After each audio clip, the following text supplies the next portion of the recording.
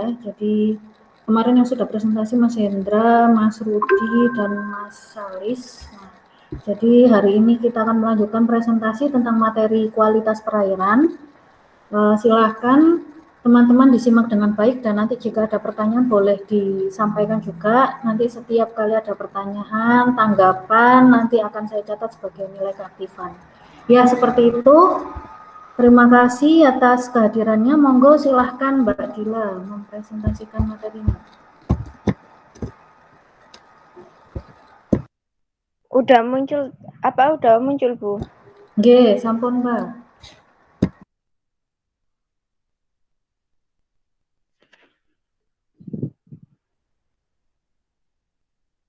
Baik, terima kasih untuk waktunya Bu Nurma. Saya buka. Assalamualaikum warahmatullahi wabarakatuh. Perkenalkan, nama saya Imratun Nabila. Di sini saya akan mempresentasikan tentang oksigen dan karbon dioksida.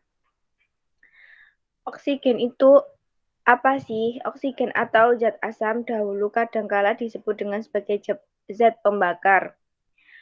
Unsur kimia yang mempunyai lambang O dan nomor atom 8. Dalam tabel periodik, oksigen merupakan unsur non-logam golongan 6A atau kalkogen dan dapat dengan mudah bereaksi dengan hampir semua unsur lainnya, utamanya menjadi oksida. Pada temperatur dan tekanan standar, dua atom oksigen berikatan dengan menjadi dioksida. Gas yang tidak berwarna, tidak berasa, dan tidak berbau. Oksigen merupakan unsur paling melimpah ketiga di alam semesta berdasarkan massa, setelah hidrogen dan helium, dan unsur paling melimpah di kerak bumi. Berdasarkan volume, 20,9% atmosfer bumi adalah oksigen. Berikut adalah sifat fisikanya.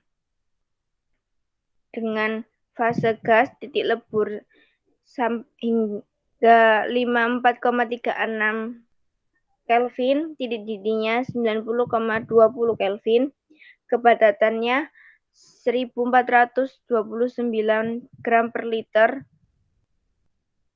dan lain sebagainya. Sebagai besar oksigen dalam tubuh makhluk hidup dalam bentuk air H2O, senyawa penting pada makhluk hidup. Oksigen dalam bentuk O2 dihasilkan dari air oleh sianobakteri, ganggang, dan tumbuhan selama fotosintesis dan digunakan pada respirasi sel oleh hampir semua makhluk hidup. Yang kedua ada karbon dioksida. Karbon dioksida atau CO2 atau zat asam arang adalah sejenis senyawa kimia yang terdiri dari dua atom oksigen yang terikat secara kovalen dengan sebuah atom karbon. Ia berbentuk gas pada keadaan temperatur dan tekanan standar dan hadir di atmosfer bumi. Rata-rata konsentrasi karbon dioksida di atmosfer bumi kira-kira 387 ppm. Berikut adalah sifat fisiknya. Dengan rumus kimia CO2, massa molar 44,0095 gram per mol, densinitas 1600 gram per liter, jika padat 1,98 gram per liter jika gas, dengan titik lebur minus 57 derajat Celcius, dengan titik didih minus 78 derajat Celcius. Karbon dioksida dihasilkan oleh semua hewan, tumbuh-tumbuhan, fungi, dan mikroorganisme pada proses respirasi dan digunakan oleh tumbuhan pada proses fotosintesis. Oleh karena itu, karbon dioksida merupakan komponen penting dalam siklus karbon. Karbon dioksida secara garis besar dihasilkan dari 6 proses. Yang pertama, sebagai hasil samping dari penghilang amoniak dan hidrogen di mana metanam dikonversikan menjadi CO2. Yang kedua, dari pembakar kayu dan bahan bakar fosil. Yang ketiga, sebagai hasil samping dari fermentasi gula pada proses peragian bir, whisky, dan minuman beralkohol lainnya. Yang keempat, dari proses pengurai termal batu kapur CaCO3. Yang kelima, sebagai produk samping dari pembuatan natrium fosfat. Yang keenam, secara langsung diambil dari mata air yang karbon dioksidanya dihasilkan dari pengasaman air pada batu kapur atau dolomit. Terdapat sekitar 50 kali lebih banyak karbon yang terlalu di dalam samudra dalam bentuk CO2 dan hidrasi CO2 daripada yang terdapat di atmosfer. Samudra berperan sebagai buangan karbon raksasa dan telah menyerap sekitar sepertiga dari emisi CO2 yang dihasilkan manusia. Secara umum, kelarutan akan berkurang ketika temperatur air bertambah. Oleh karena itu, karbon dioksida akan dilepaskan dari air samudra ke atmosfer ketika temperatur samudra meningkat. Kebanyakan CO2 yang berada di samudra berbentuk asam karbonat. Sebagian dikonsumsi oleh organisme air sewaktu fotosintesis dan sebagian kecil lainnya tenggelam dan meninggalkan siklus karbon. Terdapat kekhawatiran meningkatnya konsentrasi CO2 di udara akan meningkatkan keasaman air laut, sehingga akan menimbulkan efek-efek yang merugikan terhadap organisme-organisme yang hidup di air. Sekian dari saya presentasinya. Mohon maaf bila ada salah kata. Terima kasih. Wassalamualaikum warahmatullahi wabarakatuh. Waalaikumsalam Warahmatullahi warahmatullahi wabarakatuh. wabarakatuh. Oke. Pertanyaan yang pertama silahkan dari Mas Teguh. Iya Bu, sebelumnya terima kasih kepada Mbak Dila yang sudah menjelaskan materi tentang karbon dioksida. Kemudian saya ingin bertanya, tadi dijelaskan mengenai kapasitas molar dari karbon dioksida itu sendiri. Nah, yang mau saya tanyakan adalah kapasitas molar ini seperti apa dan kemudian cara penghitungannya itu bagaimana? Terima kasih. Oke. Terima kasih Mas Teguh. Mbak Dila, satu pertanyaan dulu apa ditampung dulu apa lanjut? Ditampung dulu aja, Bu. Barangkali ada yang mau bertanya lagi. Oke, silahkan teman-teman yang lain. Saya Bu mau bertanya Bu. Oh iya, boleh silahkan. Ini Rudi. Hendra Bu. Oh, Hendra, sorry. Ya, oke, Hendra, silahkan. Bu. Bentar. Gimana nih cara memunculkannya? Oke, silakan Hendra. Iya Bu, bener Bu. HP saya nge-freeze Bu. Oh ya, Assalamualaikum warahmatullahi wabarakatuh. Waalaikumsalam warahmatullahi Perkenalkan nama wabarakatuh. saya Hendra Setiawan Haryanto, NIM 19.010-2001. Terima kasih terhadap Bu Nur yang sudah mempersilakan kita untuk bertanya juga, dan terima kasih kepada Mbak Dila yang sudah mempresentasikan PPT-nya dengan sangat bagus. Di sini saya mau bertanya, apa yang terjadi kalau kita menghirup oksigen murni? Sekian dari saya. Wassalamualaikum warahmatullahi wabarakatuh. Terima kasih Mas Hendra atas pertanyaannya. Ya, sama-sama. Oke, ada pertanyaan lagi dari teman-teman yang lain?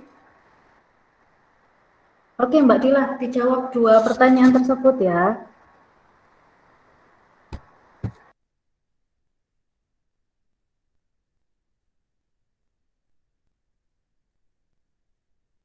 Bu. Baik, saya akan menjawab pertanyaannya Mas Teguh. Tadi kan Mas Teguh tanya kapasitas molar G. Nah, kapasitas molar itu adalah jumlah kalor yang dibutuhkan untuk menaikkan suhu 1 mol suatu zat sebesar 1 Kelvin. Jadi, untuk kapasitas molar dari oksigen sendiri itu ada 29.378 Joule per mol Kelvin. Begitu Mas Teguh.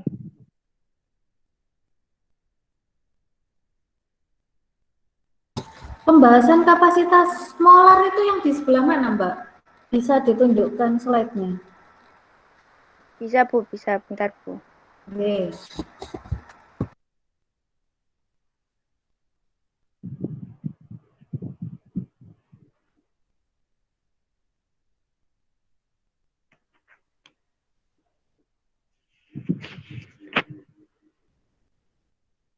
Nah, ini Bu.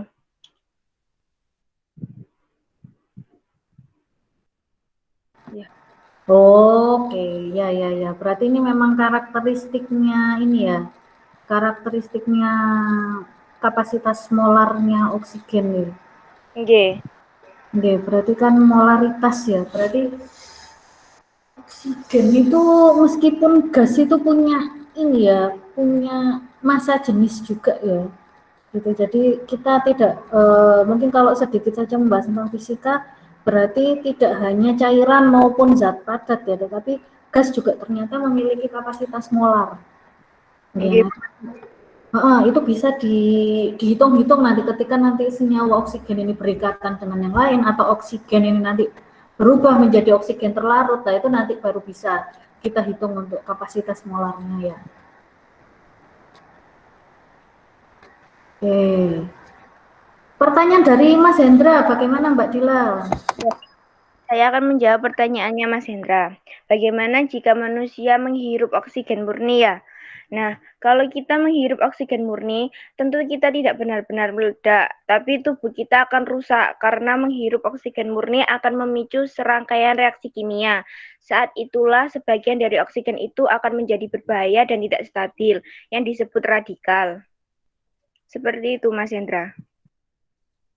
Nah, terus Mbak Dila yang kita hirup sebenarnya itu berarti bukan oksigen murni.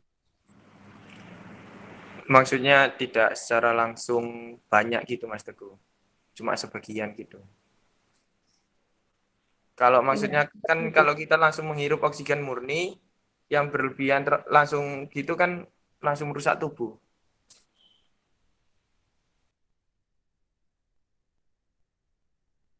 Ya, gimana?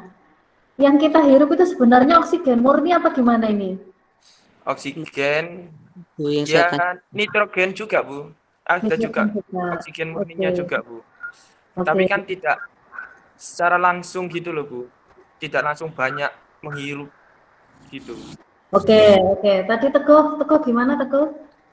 Berarti yang kita hirup itu bukan oksigen murni, Bu. Terus kalau misalnya dikatakan banyak sedikitnya itu kan tergantung dari kapasitas paru-paru, residunya dan juga intertidalnya, Bu. Jadi kalau sepengetahuan saya ya, untuk oksigen murni itu biasanya terapi kesehatan itu. Jadi saya bisa ini enggak ya? Saya pengen gambar-gambar di sini. Nah, sebentar. Mana ya? Kok nggak bisa? Oh, nggak bisa gambar-gambar ya di sini. Tidak bisa Bu. Walah, sebentar deh. Coba saya gambar di Paint, terus nanti saya tunjukkan ke jenengan ya. Ini yang sepengetahuan saya.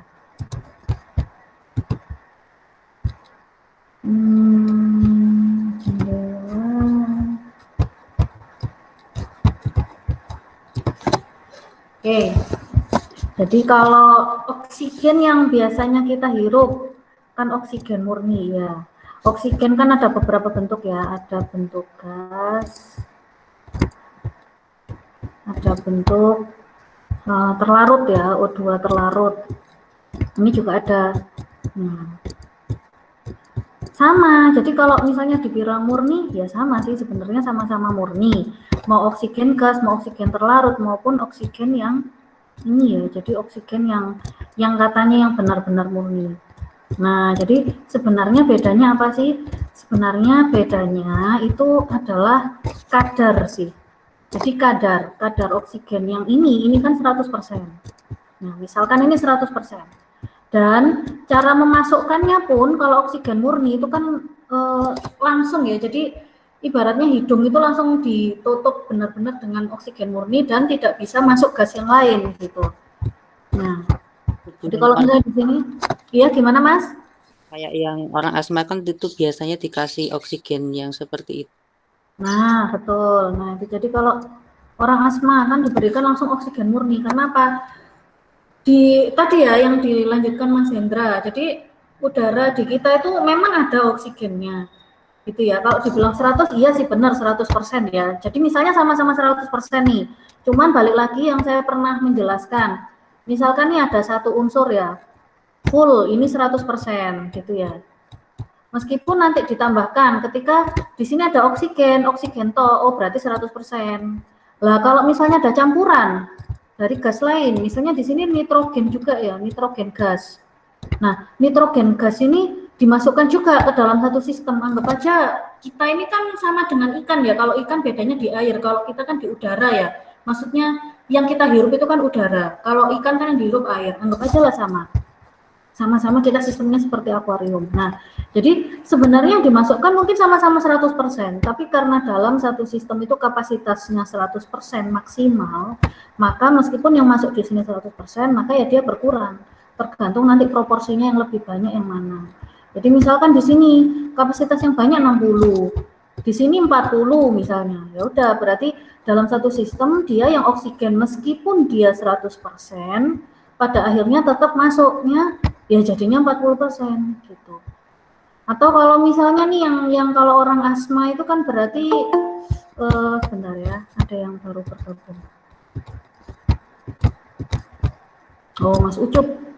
Nah, jadi kalau misalnya kita ketambahan nih polusi udara. Nah, ini ada zat aerosol. Jadi ada ini ya, ada limbah-limbah, ada polusi udara. Nah, misalnya di sini polusinya 30%. Berarti kan ini 100% ya yang masuk, tapi kan kalau diakumulasikan ke sini ternyata ya 30%. Nah, di sini misalnya hanya 45. Nah, 30, 75. Nah, maka oksigen yang di sini hanya 25%. Nah, sementara ada seseorang ini dia asma, dia nggak bisa mendapatkan oksigen hanya 25%, maka dimasukkanlah ini oksigen murni ini. Jadi yang dia 25% ini ketika dimasukkan ke dalam tabung ini menjadi 100% gitu. Jadi dia nggak menghirup gas-gas yang lain. Nah, itu ya penjelasan yang pertama.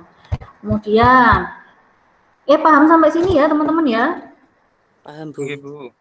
Oke, kemudian tadi yang dijelaskan sama Dila, jadi oksigen kalau misalnya terlalu banyak itu justru malah berbahaya karena manusia seperti manusia pada umumnya ya, kecuali kalau yang punya penyakit tertentu, itu kan kita punya paru-paru tadi yang Mas Teguh bilang, jadi kita punya filter, kita sudah punya filter. Ibaratnya saya pernah jelaskan ya ke teman-teman ya, kalau misalnya ada ikan, yang satu ikannya biasa dibudidayakan di akuarium, jadi udah biasanya diatur segala macam gitu ya. Yang satu ikannya sudah biasa dibudidayakan di perairan yang umum.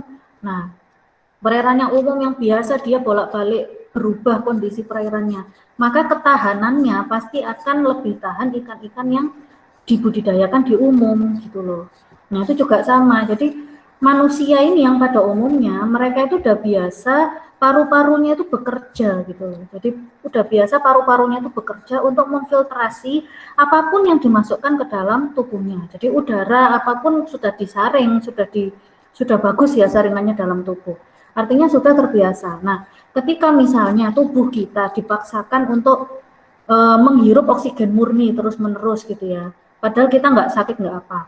Nah, otomatis itu nanti akan menjadi toksik gitu. Kenapa kok toksik? Karena yaitu ada penyesuaian baru kan, sama dengan ikan yang awalnya di akuarium itu dilepaskan keluar, maka ikan yang awalnya dari luar ketika dia dikontrol sedemikian rupa ke akuarium, maka juga dia itu akhirnya ada penyesuaian lagi. Nah, dalam prosesnya ini penyesuaian terus ini apabila manusia normal pada umumnya dia itu menghirup oksigen. Nah, jadi ini nih misalnya kalau yang elektron valensi ini sedikit saya jelaskan ya untuk kimianya ya.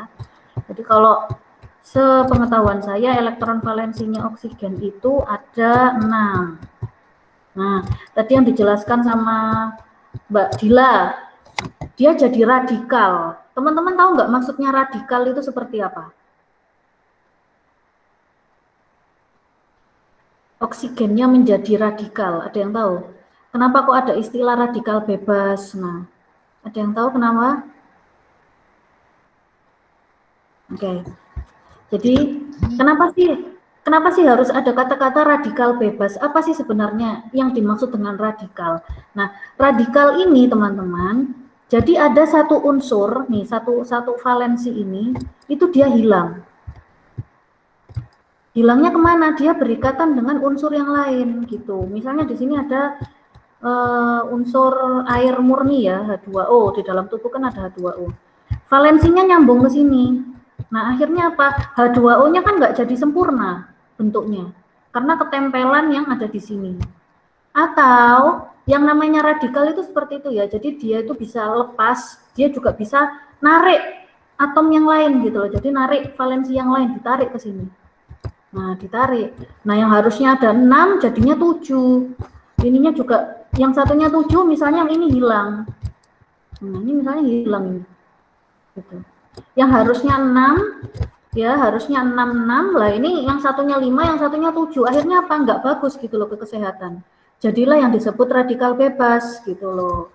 Jadi di sini udah hilang, atomnya sudah hilang, oksigennya jadi mudah berikatan dengan yang lain gitu. Jadi kalau oksigen dalam bentuk radikal itu sangat mudah berikatan dengan unsur-unsur yang lain. Tapi kalau misalnya dikunci, di sini misalnya ada 6, maka ya sudah, dia pakemnya berikatannya sama apa gitu.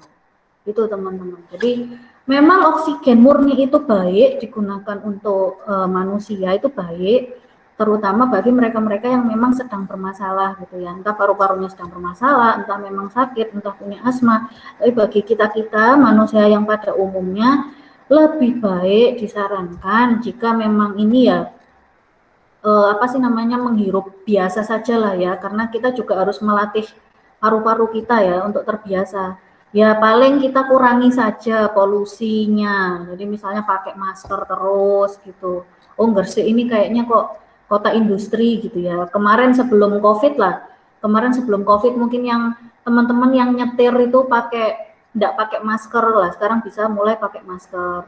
Kalau yang benar-benar lokasinya dekat industri, yang biasanya pakai masker kain, nah bisa pakai masker yang 3 lapis. Gitu.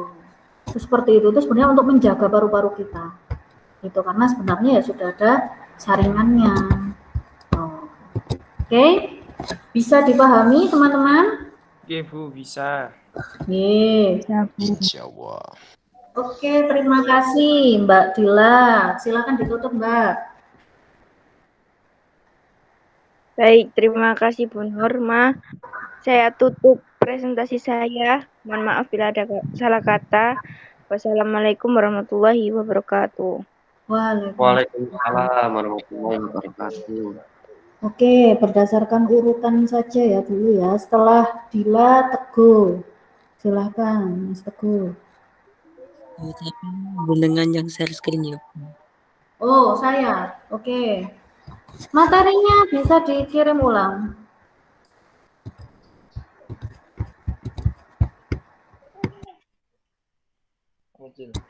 Kirim di grup ya, Mas ya. Iya, Bu. Ya.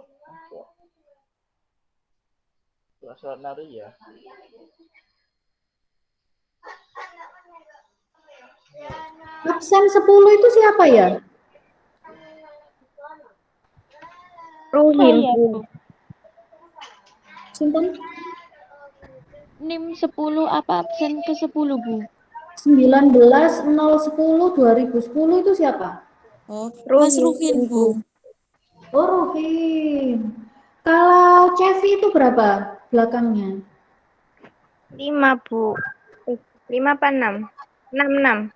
Oh, berarti nih Dila Teguh Rosdiah ya, minggu depan Yusuf, Cevi, Revo, sama Ayub.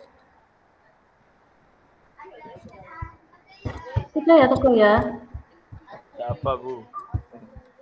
Kenapa? Presentasi Mas. Oh nggih, Cevi.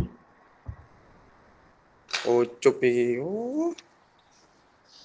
Ya, Ucup dipersiapkan, ayo minggu depan ya. Minggu depan Bu. Nggih. Tapi kalau mau bertanya sekarang nggak apa-apa, kan ada skor keaktifan. Karena tadi saya lihat yang pertama kali hadir itu Dila, Teguh, Ros, makanya kok berurutan gitu loh. Terus nggak lama Hendra, dia itu. Jadi saya urutkan ke sana. Nggak apa-apa ya teman-teman ya. Nggak apa-apa, Bu. Oke. Aduh, sebentar.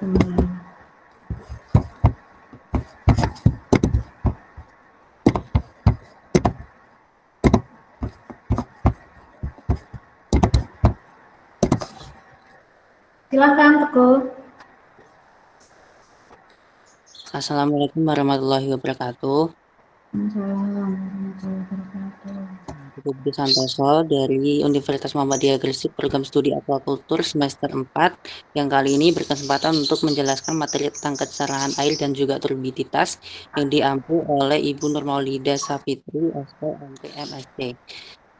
Kemudian dari materi tersebut saya mengambil dari jurnal. Yang pertama adalah analisis parameter fisika kimia perairan Sumeneb bagian timur dengan menggunakan citra Landsat DM5 yang dipublikasikan pada April 2010 dengan tujuan mengetahui sebaran parameter fisika kimia perairan menggunakan citra Landsat DM5. Kemudian untuk jurnal yang kedua saya mengambil dari hubungan turbiditas dengan produktivitas primer dan nutrien kawasan perairan Desa Sungai Tuhur bagian timur Kecamatan Tebing Tinggi Timur Kabupaten Kepulauan Meranti Riau. Tujuannya adalah untuk mengetahui kondisi kualitas air pada bagian perairan pesisir Sungai Tohor dan khususnya turbiditas dan pengaruhnya terhadap produktivitas primer perairan dan juga nutrien. Langsung masuk ke dalam materi. Dari kedua jurnal tersebut dapat saya rangkum. Yang pertama, pengertian dari kecerahan air dan juga turbiditas, yakni kecerahan perairan adalah suatu kondisi yang menunjukkan kemampuan cahaya untuk menembus lapisan air pada kedalaman tertentu. Untuk turbiditas sendiri atau kekeruhan adalah kondisi air yang diukur berdasarkan banyaknya cahaya yang dapat menembus suatu perairan. Kemudian faktor penyebab utama dari kecerahan perairan dipengaruhi oleh tingkat kekeruhan. Semakin tinggi tingkat kekeruhan, maka semakin rendah tingkat kecerahan di suatu perairan. Faktor utama tingkat turbiditas adalah adanya bahan-bahan yang dikandung di dalam air, baik benda mati seperti pasir, lumpur, atau makhluk hidup seperti plankton, dan suhu oksigen terlarut, karbon dioksida, blooming, limbah cair. Pengaruhnya, yang pertama mengenai kecerahan. Banyak tidaknya cahaya ini mempengaruhi tingkat produktivitas fotosintesis oleh tumbuhan dan juga fitoplankton yang ada di suatu perairan. Intensitas cahaya yang jatuh pada permukaan air, kelarutan bahan atau zat di dalam air, dan suspensi bahan dalam air, aktivitas fotosintesis juga menentukan kehidupan hewan dalam air. Iklim keadaan cahaya pada kedalaman tertentu pada suatu perairan. Cahaya yang diserap ini menghasilkan panas yang sangat penting untuk proses kehidupan hewan dan tumbuhan. Yang kedua, pengaruhnya kepada turbiditas. Tingkat turbiditas yang tinggi dan berpengaruh kepada perairan di mana mempengaruhi tingkat kedalaman pencahayaan matahari. Semakin keruh suatu badan air, maka semakin menghambat sinar matahari masuk ke dalam air. Pengaruh tingkat pencahayaan matahari sangat besar pada metabolisme makhluk hidup dalam air. Jika cahaya matahari yang masuk berkurang, maka makhluk hidup dalam air terganggu, khususnya makhluk hidup pada kedalaman air tertentu. Demikian sebaliknya. Pengukuran kecerahan. Semakin jauh dari daratan, maka nilai kecerahan suatu perairan semakin menunjukkan hasil dengan tingkat kecerahan yang tinggi. Sedangkan semakin dekat dengan daratan menunjukkan hasil tingkat kecerahan yang rendah. Karena di dekat darat merupakan daerah pelayaran yang mana banyak kapal yang melintas daerah tersebut. Sehingga adanya adukan sedimen yang ada di bawahnya. Dan inilah yang menyebabkan di daerah dekat darat lebih keruh dibandingkan dengan daerah yang jauh dari darat. Kemudian metode klorofil A pengelolaan citra. Daerah dekat darat memiliki warna klorofil biru, yang artinya tingkat kelimpahan fitoplankton yang tinggi. Sedangkan di daerah jauh dari darat memiliki klorofil berwarna hijau, yang artinya tingkat kelimpahan fitoplankton yang rendah, karena sirkulasi massa air yang mengakibatkan terangkutnya nutrien seperti yang terjadi di daerah upwelling. Nah, ini adalah alat yang digunakan untuk mengukur kecerahan air dan juga turbiditas. Apa ini Mas namanya Mas? Yang untuk pengukuran turbiditas ini namanya turbimeter, yang untuk mengukur kecerahan namanya sesidis. Oke.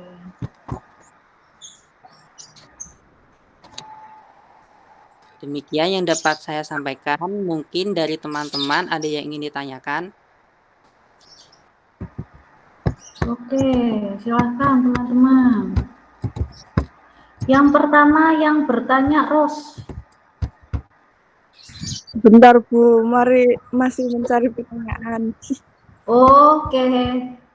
Yang lain ayo bertanya. Ayo yang lain teman-teman.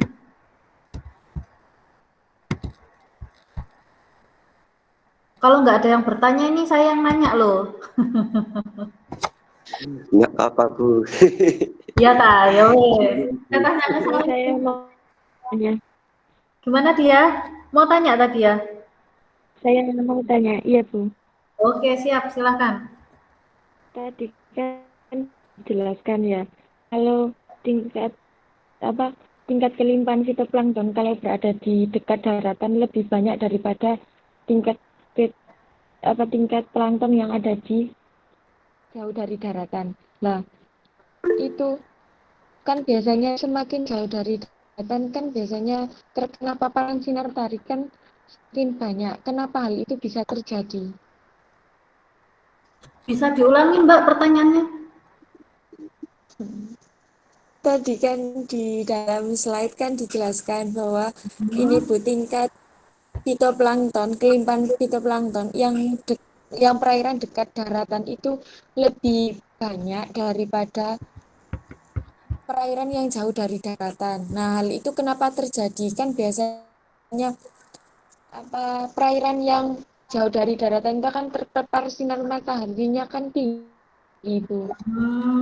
Kenapa hal itu bisa terjadi? Langsung saya jawab ya Bu ya. Oke silakan Mas.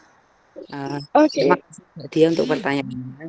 Kenapa di daerah darat itu lebih banyak fitoplankton? Karena kan di daerah dekat darat itu terkandung banyak nutrien, baik itu dari limbah pabrik ataupun limbah dari hasil manusia, sehingga fitoplankton dapat hidup dengan subur di daerah tersebut. Sedangkan ketika di daerah yang jauh dari pantai, misalnya di laut dengan kedalaman tertentu, itu kan dia mengalami upwelling, sehingga ada pengadukan unsur-unsur yang bisa mempercepat pertumbuhan dari fitoplankton, sehingga fitoplankton tidak bisa hidup secara optimal karena kan terjadi pengadukan secara terus-menerus. Itu menurut saya. Oke, bagaimana Mbak Dia? Iya Bu, sudah paham. Jadi memang kalau klorofil A ya, kembali lagi karena klorofil A ini ada hubungannya dengan plankton ya. Jadi fitoplankton. Klorofil A itu kan pasti dimiliki oleh fitoplankton. Nah, ini saya pernah ini melakukan pengelolaan untuk klorofil A ya. Nanti rencananya praktikum teman-teman ngukur klorofil A di perairan. Jadi kita pakai spektrofotometer, nanti kita ukur berapa klorofil A-nya. Nah, jadi kalau misalnya kenapa sih di pinggir itu kok justru malah tinggi fitoplanktonnya itu ya, klorofil A-nya kok justru semakin ke pinggir itu semakin tinggi, karena ya memang terlalu banyak limbah ya. Jadi kita kemarin sudah saya sampaikan semua limbah yang ada dibuang dari darat ke perairan. Kalau misalnya limbahnya sayuran, kemudian deterjen, sabun-sabun, nah itu justru jadi sumber nutrisi gitu untuk si plankton-plankton itu tadi. Jadi dia pencahayaannya tinggi karena kan kalau di darat itu kan semakin dekat ke pesisir kan berarti bisa sampai ke ini ya sampai dasar itu kan cahaya mataharinya masuk semua. Itu. Sementara di situ kalau kita juga tahu kalau semakin ke pesisir gelombangnya itu kan semakin tinggi, arusnya yang rendah. Sementara kalau upwelling itu yang bergerak adalah arus gitu. Makanya kalau di daerah pesisir justru klorofilnya itu malah tinggi karena dia tidak ada pengadukan, matahari bisa masuk sampai ke dasar dan nutriennya tinggi gitu. Tapi kalau misalnya di daerah tengah ya ada gitu loh, planktonnya masih ada, masih banyak, cuman jumlahnya tidak akan sebanyak yang di pesisir. Karena apa? Sudah dimakan oleh ikan-ikan yang besar seperti paus. Paus itu aja kan juga kalau makan kan menyaring plankton ya, itu baru ikan paus. Terus belum zooplankton, plankton yang lain. Nah, itu dia sudah dimanfaatkan di situ. Kemudian juga terbawa oleh upwelling, downwelling, nah siklus itu, sehingga ya sudah akhirnya jumlah planktonnya itu juga tidak bisa mencapai sebanyak yang ada di pesisir gitu. Oke. Terima kasih pertanyaannya. Mbak Ros, Kak Ros, bagaimana Kak Ros? Sudah punya pertanyaan?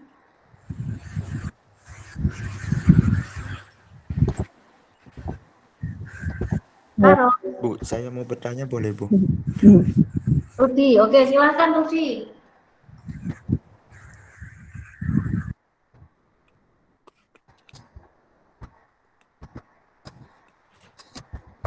Itu Bu, bagaimana mengukur kecerahan atau kekerahan di dalam suatu perairan dengan menggunakan alat tersebut?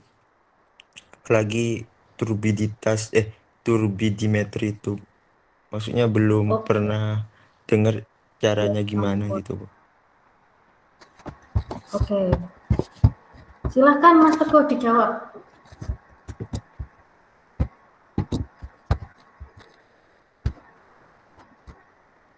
Iya, Bu.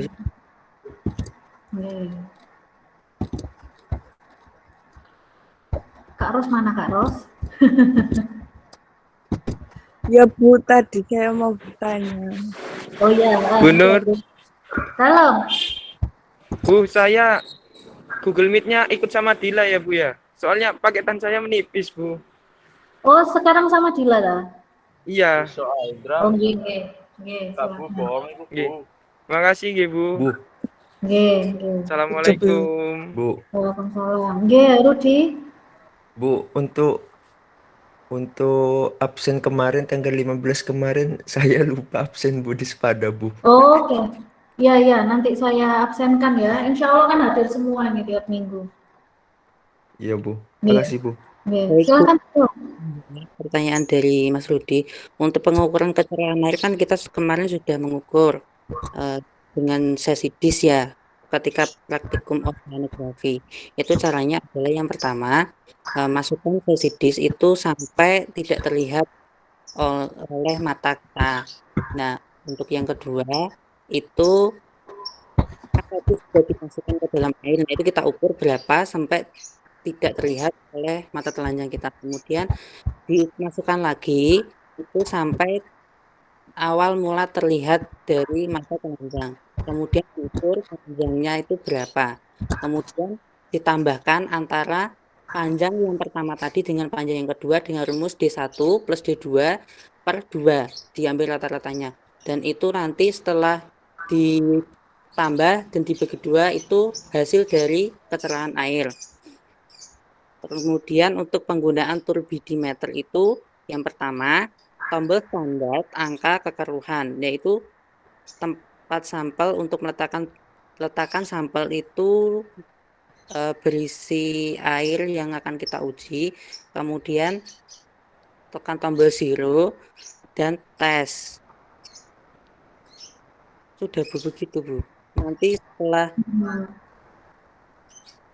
gimana Bu? Berarti untuk pengambilan sampel airnya ini di permukaan air apa di kedalaman berapa gitu?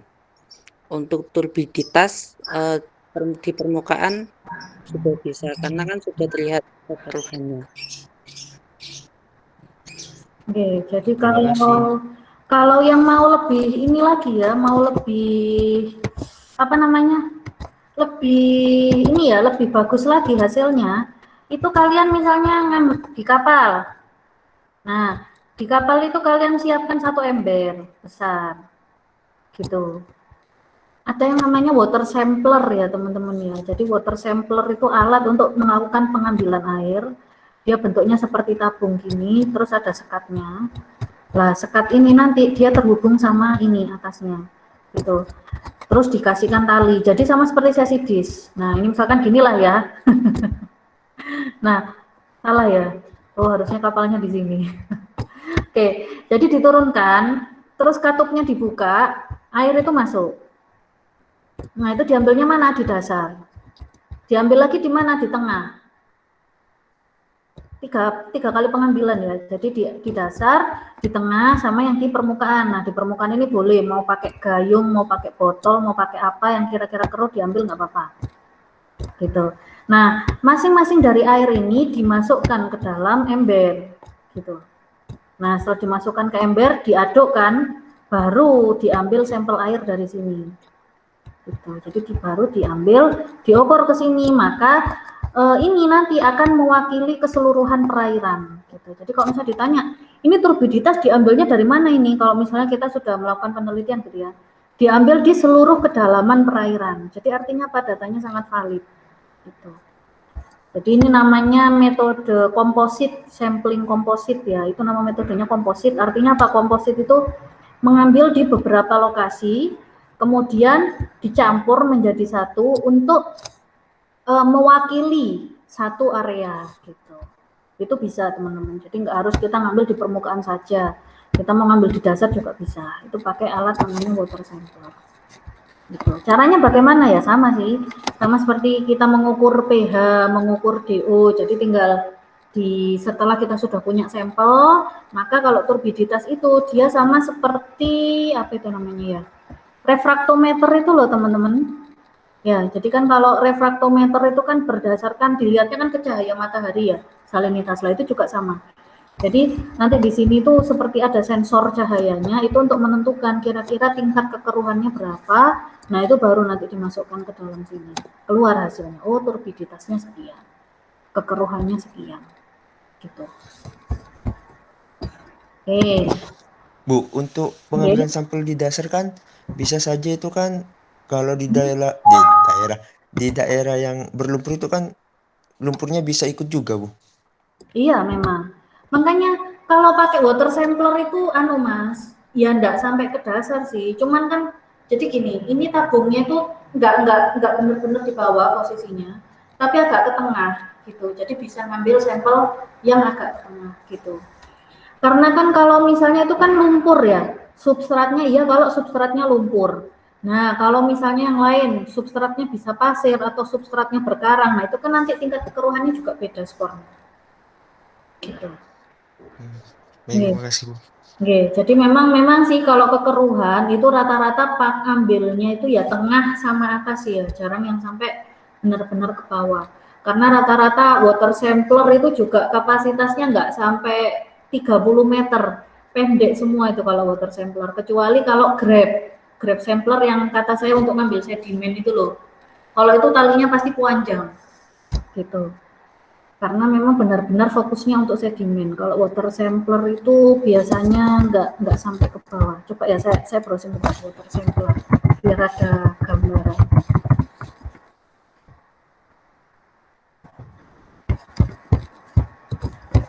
Iya, benar. Saya tuh kalau Google Meet itu bingung. Halamannya yang mana gitu.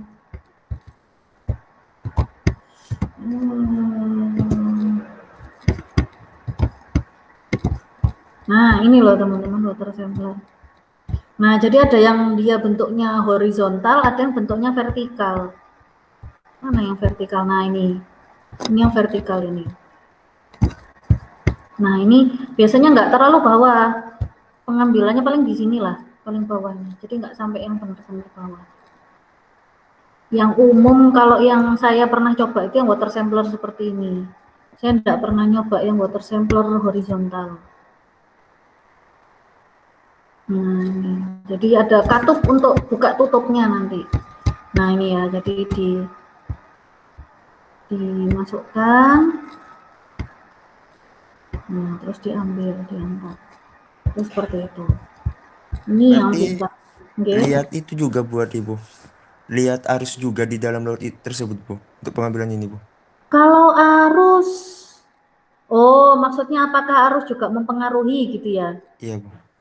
Masih sih, masih mempengaruhi. Makanya biasanya itu kalau pengukuran air gini ini langsung semuanya, ya arus, ya salinitas, ya segala macam. Jadi kalau misalnya nih kita melihat kekeruhannya kok sangat tinggi gitu ya, padahal biasanya nggak sekeruh ini. Nah itu biasanya nanti kita analisis apakah arusnya lagi tinggi, apakah data itu yang nanti biasanya diolah. Jadi data arus, data arah angin, nah itu nanti yang mendukung apakah benar sebenarnya itu kekeruhannya itu memang segitu, apakah hanya karena misalnya pada waktu itu lagi musim timur misalnya, kalau musim timur itu kan ombaknya juga lumayan tinggi ya.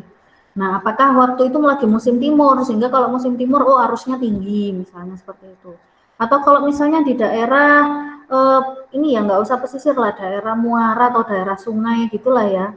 Nah, di situ bisa dilihat kalau misalnya dia sedimen apa ini tadi kekeruhannya tinggi.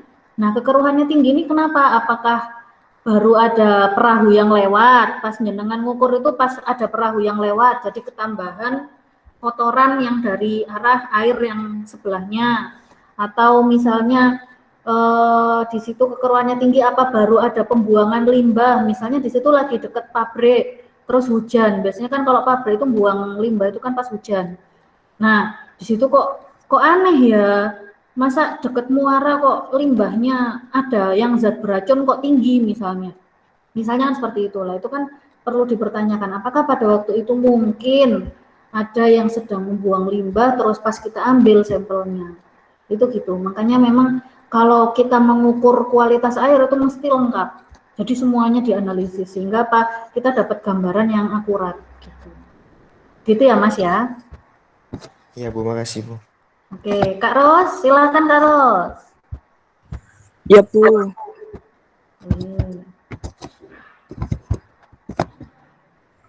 Tadi di slide itu kan dijelaskan faktor penyebab utama keruhan perairan dipengaruhi oleh tingkat kekeruhan. Nah, bagaimana cara kita mengukur tingkat kekeruhan pada suatu zat? Oke, cara mengukur tingkat kekeruhan Mas, silakan. Baik, terima kasih Mbak Ros atas pertanyaannya. Untuk mengukur tingkat kekeruhan, kan tadi sama seperti Mas Rudi, bagaimana cara penggunaan turbiditas. Apa Mas nama alatnya Mas? Bu.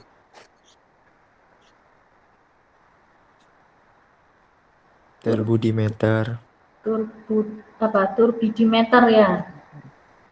Turbidimeter. Oke. Turbiditas itu apa hubungannya sama TSS TDS? Ada yang tahu teman-teman?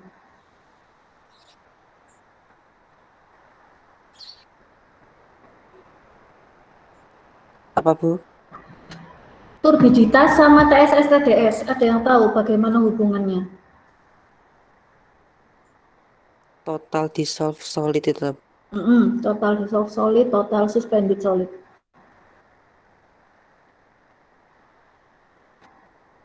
Ada yang menjelaskan TSS TDS? Siapa ya? Kemarin pembagiannya. Belum itu, Bu. Ada kok. Nomor 8 atau nomor berapa gitu kemarin, Bu? Sebentar, saya cek ya. TSS TDS nomor 5, Revo ya. Oke, nantilah minggu depan kita bahas TSS TDS-nya. Ya udah nggak apa-apa. Jadi itu tingkat kekeruhan itu pasti akan berhubungan dengan TSS dan TDS. Jadi total suspended solid dan total dissolved solid itu akan berhubungan erat. Makanya biasanya kalau ngukur turbiditas iya, ngukur kadar TSS iya, ngukur TDS juga iya. Jadi semakin banyak parameter air yang kalian ukur, kalian akan semakin bisa menyimpulkan gitu.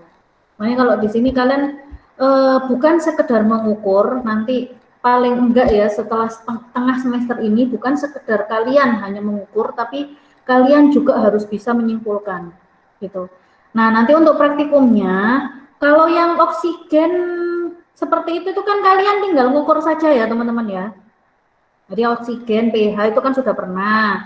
Nanti tinggal tolong diajarkan Mas Ayub ya, karena kan Mas Ayub baru. Nah, jadi oksigen, DO, salinitas, kemudian amonia ya, itu nanti kalian ukur juga. Nah, terutama untuk praktikumnya ini yang kalian akan mengukur klorofil A, turbiditas, nitrat, fosfat. Itu terutama 4 itu yang akan jadi utama. Jadi kita nanti 1 hari pengambilan sampel ke lapang, nanti akan saya ajarkan cara menggunakan GPS.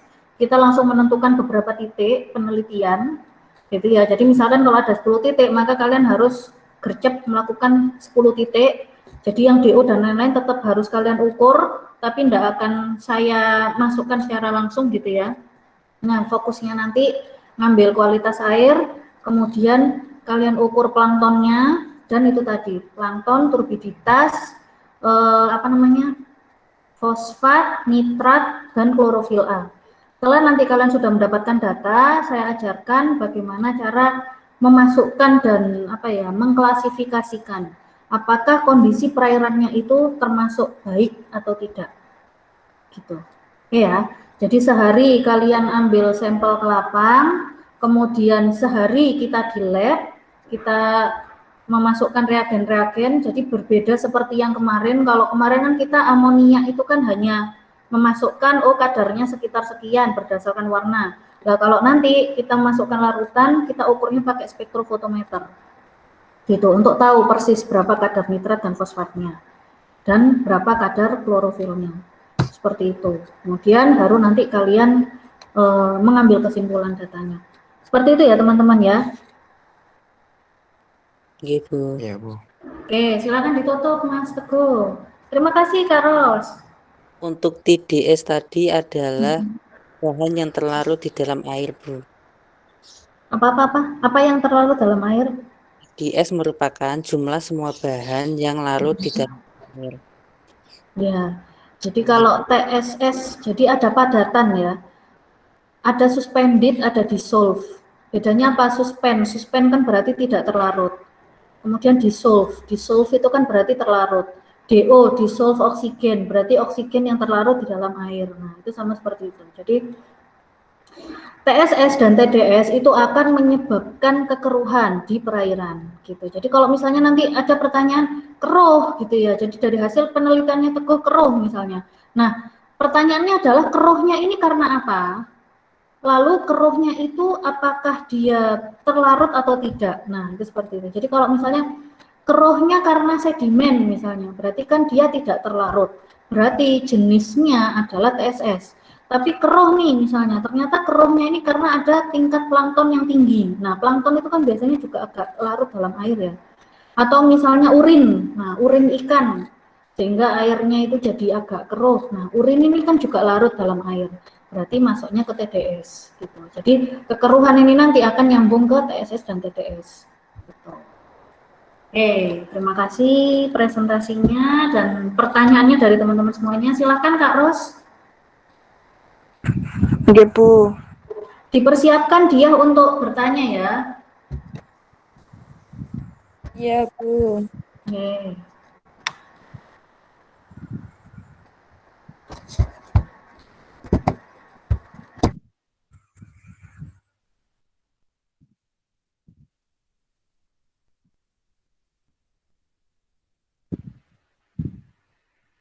Bu, kelihatan, Bu. Kelihatan. Iya, Ros. Terlihat.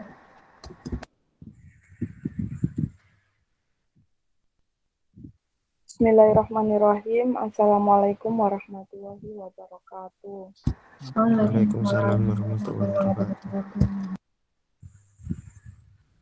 Sebelumnya perkenalkan nama saya Ros Ernianti dengan NIM 19 0102 009. Di sini saya mengambil tema sedimentasi. Sedimentasi adalah proses pengendapan material hasil erosi di tempat tertentu. Bahan yang terendap tersebut dapat disebabkan oleh banyak kondisi, misalnya material yang terbawa oleh angin, terbawa oleh aliran air, atau bisa terbawa oleh gletser di suatu cekungan. Proses sedimentasi atau pengendapan ini bisa terjadi di berbagai tempat, seperti di darat, di laut, maupun di ekosistem sungai. Material-material yang dipindahkan ini merupakan material-material sisa dari pelapukan atau pengikisan yang berlangsung dalam jangka waktu yang cukup lama sehingga mudah diangkut. Proses sedimentasi atau pengendapan ini membutuhkan waktu yang relatif cukup lama untuk bisa menghasilkan suatu hal yang baru, misalnya membentuk batuan baru. Jenis batuan yang akan terbentuk melalui proses sedimentasi ini disebut dengan batuan sedimen. Proses sedimentasi ini dapat terjadi karena batuan dari berbagai kekuatan seperti kekuatan aliran air, kekuatan angin, maupun kekuatan es atau gletser. Faktor-faktor penyebab terjadinya sedimentasi. Sedimentasi atau pengendapan merupakan proses alam. Hal ini terjadi dalam waktu yang berulang-ulang dalam jangka waktu lama, yang menghasilkan berbagai macam bentukan. Berikut faktornya. 1. Adanya material seperti pasir, tanah, atau debu yang akan menjadi bahan yang mengendap. Yang kedua, terdapat lingkungan pengendapan yang cocok baik di darat maupun di laut. Yang ketiga, berlangsungnya pengendapan yang terjadi karena perbedaan arus dan juga gaya. Yang keempat, komplikasi merupakan akibat dari adanya gaya yang berat dari material sedimen yang memaksa volume lapisan sedimennya menjadi kurang. Berikut terjadinya proses sedimentasi. Proses sedimentasi secara biologis, proses erosi tanah yang berjalan secara normal atau secara biasanya dengan kondisi alam. Proses sedimentasi yang dipercepat, proses ini berlangsung secara biologis karena memberikan dampak buruk yang bersifat merugikan dan mampu mengganggu keseimbangan alam atau kelestarian lingkungan hidup. Jenis-jenis sedimentasi. Di sini saya mengambil 3 jenis dari sedimentasi, yakni kapas aluvial, yang kedua tombolo, dan yang ketiga sendung. Untuk kapas aluvial ini sedimentasi akuatis disebabkan oleh adanya tenaga air. Sedangkan yang kedua sedimentasi marin disebabkan oleh adanya tenaga gelombang laut. Kemudian yang ketiga, sedimentasi geologis disebabkan oleh adanya tenaga air. Jenis-jenis sedimentasi berdasarkan tenaga penyangkutnya. Sedimentasi akuatis atau proses sedimentasi yang dilakukan oleh aliran air. Yang kedua, sedimentasi airis merupakan sedimentasi pemindahan atau pengangkutan material dibantu oleh kekuatan angin. Sedangkan yang ketiga, sedimentasi gletser merupakan sedimentasi yang pengangkutannya dilakukan oleh kekuatan gletser atau es. Bongkahan atau endapan es yang besar dan tebal, akibatnya akumulasi endapan salju atau es itu mengeras. Dampak dari sedimentasi, dampak yang merugikan sebagai akibat dari sedimentasi adalah terganggunya aliran sungai berupa meningkatnya aliran permukaan dan menurunnya permukaan air tanah dan meluasnya lahan kedap air yang ditandai dengan gejala ketika turun hujan akan mudah banjir, ketika musim kemarau terjadi kekeringan dan pendangkalan. Berikut contoh dari dampak sedimentasi. Terima kasih teman-teman dan Bu Nur. Kembali. Oke, silakan dia bertanya. Ya Bu, saya akan bertanya. Nah, Tadi kan di PPT sudah dijelaskan jenis-jenis sedimentasi dan ada 3, yaitu akuatis, aries, dan klaster. Nah, itu masing-masing contoh dari sedimentasi akuatis, aries, dan klaster itu apa saja? Oke. Ya, terima kasih pertanyaannya. Iya, sama-sama, Bu. Yang lain teman-teman? Bu, saya. Silakan Teguh. Nah, tadi kan dijelaskan dampaknya untuk kerugian. Nah, untuk lebih spesifiknya itu dampak untuk perairan dan juga komoditas perikanan itu seperti apa? Terima kasih. Oke, dampak sedimentasi ya terhadap komoditas perairan ya. Oke. Gimana Kak Ros? 2 pertanyaan atau kurang? Saya tambah lagi nanti. Terserah jenengan, Bu. Oke.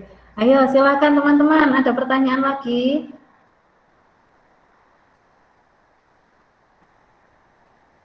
Oke, 2 pertanyaan ini aja, Kak Ros.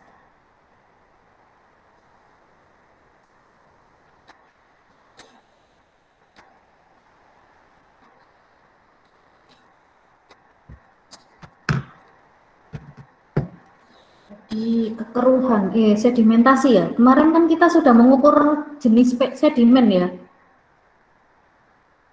Kemarin pas Sudah, Bu. iya praktikum oceanografi itu. Hasilnya gimana itu yang kemarin itu? Sambil menunggu Kak Ros ini. Hasilnya bagaimana? Hasilnya ada di Revo, Bu. Kemarin kan Revo yang mengukur sedimen. Oh iya. Ini Bu, jenisnya jenis bebatuan karena ukurannya itu mulai dari yang pokoknya intinya gitu termasuk golongan bebatuan. Bebatuan, berarti apa? Biogenus, hidrogenus, kosmogen, apa tuh masuknya? Ayo, apa ada cangkang-cangkang nggak kemarin itu? Iya Bu, ada. Terus sama pasir-pasir. Pasir. Kalau pasir itu kemarin dari apa? Masih ingat? Gimana Bu? Kalau ikan kakak tua itu biasanya ngerusak apa? Ikan kakak tua itu? Karang, Bu.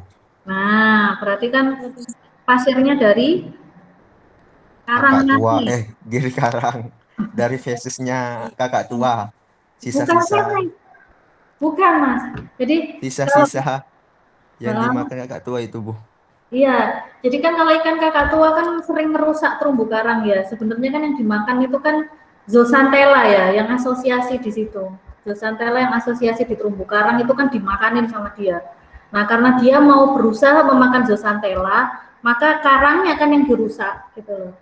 Nah, jadi sebenarnya ikan ketika ada satu populasi ikan kakak tua yang terlalu tinggi, kembali lagi ke segitiga piramida makanan.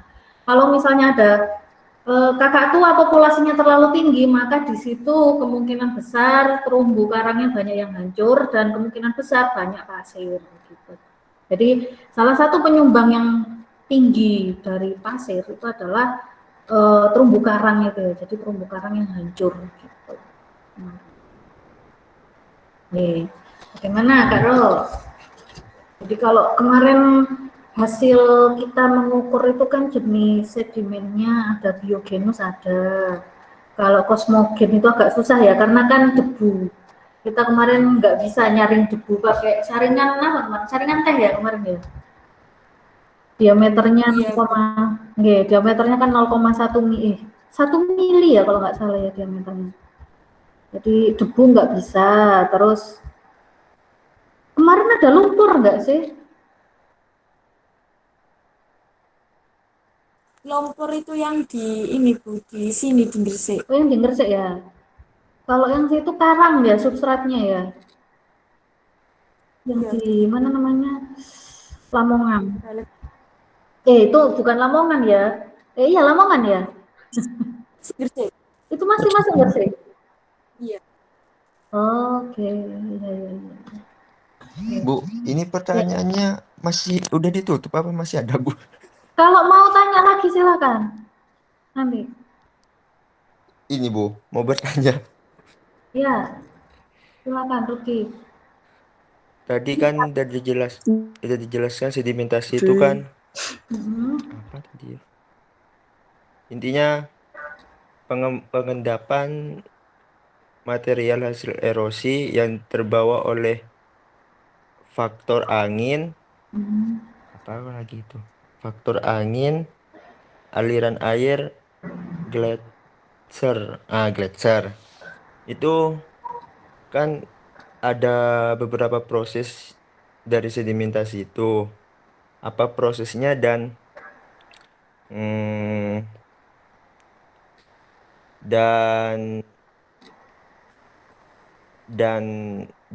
dan seperti apa proses sedimentasi yang membuat tekstur di suatu perairan itu berbeda, Bu? Oke, proses sedimentasi sehingga yang di satu tempat itu kok tadi ada sand dune gitu ya? Ya, Bu.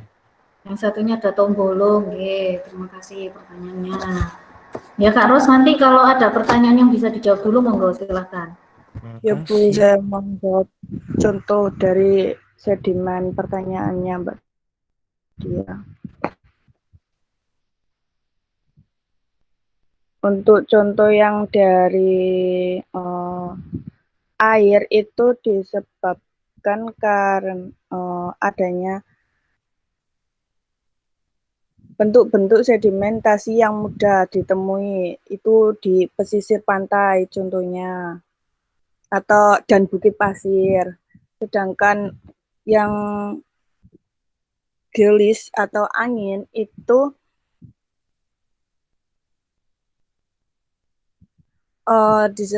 contohnya itu bukit-bukit pasir. Sedangkan yang air laut sudah, pantai sudah. Sedangkan yang air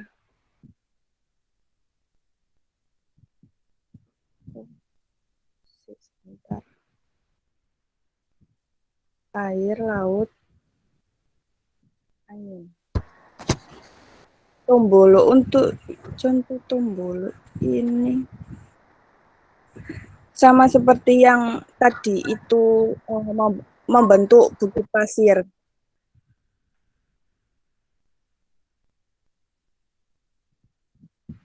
Seperti itu contohnya, Bu. Oke, bagaimana Mbak Dia? Masih Kak, ini Bu, masih enggak mudeng Bu saya. Gimana Kak Ros? Apa share slide lagi Kak Ros? Boleh, monggo.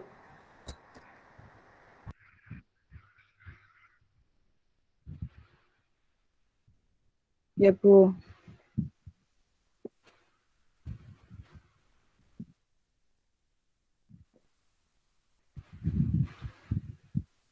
Nah, tadi di sini kan dijelaskan disebabkan akuatis, marin. Contoh dari sedimentasi akuatis, sedimentasi marin, dan sedimentasi geologis itu, kalau yang tenaga air itu, contohnya itu bisa membentuk aliran sungai, sedangkan yang gelombang laut itu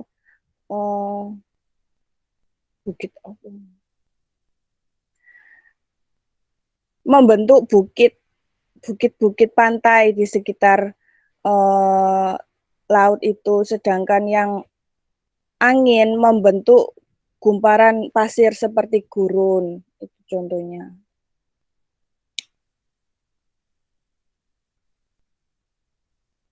Gitu tabu.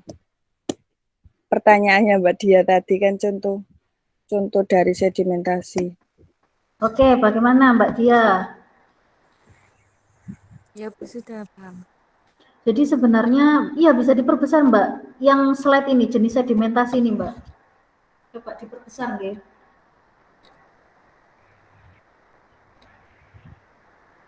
Nah, oke. Jadi teman-teman, untuk yang jenis sedimentasi ini ya, 3 ini, terus terang saya yang familiar itu sand dune, gitu ya. Jadi yang saya pernah familiar, yang pernah saya diajarkan itu adalah sand dune. Jadi kalau kipas aluvial atau tombolo ini saya baru melihatnya sekarang ya, terus terang ya. Dan ini ya, terima kasih, ini ada informasi baru juga buat saya ya, Kak Ros. Dulu itu saya kalau sedimentasi itu yang pelajari jenis-jenis sedimentasinya, dan rata-rata memang yang disebabkan oleh tenaga angin gitu ya. Jadi saya tahunya ya itu saja sedimentasi, karena pasti dia digerakkan oleh gelombang laut gitu ya waktu itu. Tapi ada yang namanya sand dune, itu disebabkan oleh tenaga angin gitu. Jadi ini adalah kalau yang saya lihat ya dari presentasinya ini, dan saya samakan dengan sand dune yang pernah saya pelajari. Jadi sebenarnya sedimentasi itu kan pembentukan sedimen. Jadi penumpukan suatu zat padat ya. Jadi kan kalau sedimen itu pasti padat, nggak mungkin sedimen itu cair gitu ya. Nah, jadi penumpukan suatu sedimen di satu lokasi. Nah, ini tuh ternyata adalah berdasarkan penggerak gitu. Jadi kalau yang saya lihat dari slide ini ya, ini jenis-jenis sedimentasi berdasarkan tenaga penggerak gitu. Jadi kalau yang kipas aluvial itu juga sama, sedimentasinya sama-sama sedimen gitu ya. Tinggal nanti kita mengklasifikasikan aja itu sedimennya apakah dia dari bebatuan ataukah dia dari hewan atau tumbuhan yang mati. Nah, itu kan nanti kita klasifikasikan lagi. Cuman kalau ini adalah berdasarkan tenaganya ya. Jadi apa yang mendorong sehingga terbentuknya satu gundukan. Jadi ini adalah apa sih penyebab terbentuknya satu gundukan sedimentasi gitu. Nah, sand dune ini apa? Padang pasir. Ya, jadi kan kalau di daerah Arab Saudi sana itu kan gersang, panas. Nah, itu kan ada padang pasir yang luas. Nah, itu kenapa kok bisa ada padang pasir yang luas? Apakah dari dulunya seperti itu? Ternyata tidak. Jadi mungkin dulunya itu apa gitu ya? Mungkin tanah biasa, tapi kemudian karena di situ mungkin apa ya, anginnya tinggi dan dia selalu mengarah ke satu lokasi. Nah, sehingga lambat laun berapa tahun, ratus tahun, akhirnya terbentuklah satu gundukan di satu lokasi itu tadi. Jadi ada gundukan pasir di mana namanya tuh, Arab Saudi. Nah, jadi apa? Dia terbentuk sedimentasi disebabkan adanya tenaga angin, itu yang namanya sand dune ini tadi. Di Indonesia ada nggak Bu? Sepengetahuan saya belum ada, karena kalau di Indonesia kita ada namanya angin muson ya. Ada muson Pasat Tenggara, ada muson timur, ada muson barat, ada muson barat laut dan sebagainya. Artinya Indonesia itu letaknya di tengah-tengah sehingga dia itu bergerak terus. Oh, pada bulan ini dia anginnya bergerak ke sana, pada bulan ini dia anginnya bergerak yang lain. Nah, itu sehingga di Indonesia tidak ada sand dune. Gitu. Nah, kalau yang lain, tadi ada sedimentasi tombolo disebabkan oleh tenaga gelombang. Nah, berarti ada terbentuk satu sedimen baru, gitu ya. Misalnya nih ada 2 pulau, ya. Jadi ada 2 pulau. Saya. Gini aja deh. Misalnya Sumatera sama Singapura, ya. Sumatera sama Singapura. Ini terlepas kalau Singapura ini ada penambahan sendiri ya. Dia itu kan nambah pasir sendiri supaya luasan perairannya dia lebih tinggi. Tapi terlepas dari situlah. Nah, misalnya nih di Sumatera, daerah Aceh itu kan arusnya tinggi ya. Kita misalkan kan arusnya tinggi. Nah, sehingga karena arusnya dia tinggi, gelombangnya itu tinggi, maka sedimen-sedimen yang ada di pesisir Aceh itu misalnya dia terbawa ke Singapura. Dia terbawa ke Singapura sehingga di Singapura luasannya jadi bertambah gitu. Nah, itu di pulau yang ada di Singapura itu terbentuk sedimentasinya jenisnya tombolo gitu. Karena apa? Dia terbentuk karena adanya gelombang laut yang tinggi sehingga membawa sedimen yang dari satu lokasi ke lokasi lain. Makanya ada garis pinggirnya pesisir Indonesia misalnya berkurang. Nah, kalau misalnya berkurang berapa? Kemungkinan berkurangnya karena itu tadi dia terbawa oleh gelombang laut, terbawa ke perairan yang lain sehingga yang lain nambah, yang satunya berkurang. Seperti itu. Sama seperti di Pangkah. Kalau di Pangkah itu sedimentasinya dia tinggi, tapi disebabkan oleh kipas aluvial. Kok bisa kipas aluvial? Karena kan di ujung Pangkah itu kan ini ya Bengawan Solo ya. Jadi kali Bengawan Solo dibawa dari Jawa Tengah, dibawa ke ujung Pangkah di sana gitu. Jadi di situ sedimentasinya juga tinggi teman-teman di ujung Pangkah. Jadi pas sekali kita mengukur tingkat sedimentasi, mengukur kekeruhan itu pas sekali. Nah itu kemungkinan adalah kipas aluvial. Jadi ketambahan perairannya itu diakibatkan oleh adanya masukan dari Bengawan Solo dan juga bisa juga ditambah Tombolo itu tadi. Jadi bisa juga ditambah dari gelombang laut sehingga ujung Pangkah itu sedimentasinya tinggi. Gitu ya teman-teman ya. Paham sampai sini? Paham. Paham, Bu. Oke, Karo, silakan Karo, dilanjutkan pertanyaan selanjutnya. Selanjutnya pertanyaan dari Mas Teguh, dampak dari sedimen terhadap perairan itu seperti apa? Dampak ini terjadi karena adanya penumpukan sedimen di suatu lokasi perairan itu bisa mengakibatkan mengganggu aktivitas kehidupan yang ada di perairan. Seperti yang sedimentasi marin ini kan dampaknya itu seperti itu Mas. Kering. Kedengeran tak Bu? Enggak kedengeran. Mengganggu aktivitas biota gitu tambah. Ya Bu. Oke, silakan Mas Teguh bagaimana? Berarti tidak terlalu berpengaruh terhadap proses pertumbuhan dan juga perkembangan dari biota yang tinggal di situ ya. Apakah mempengaruhi pertumbuhan biota Mbak adanya sedimentasi ini?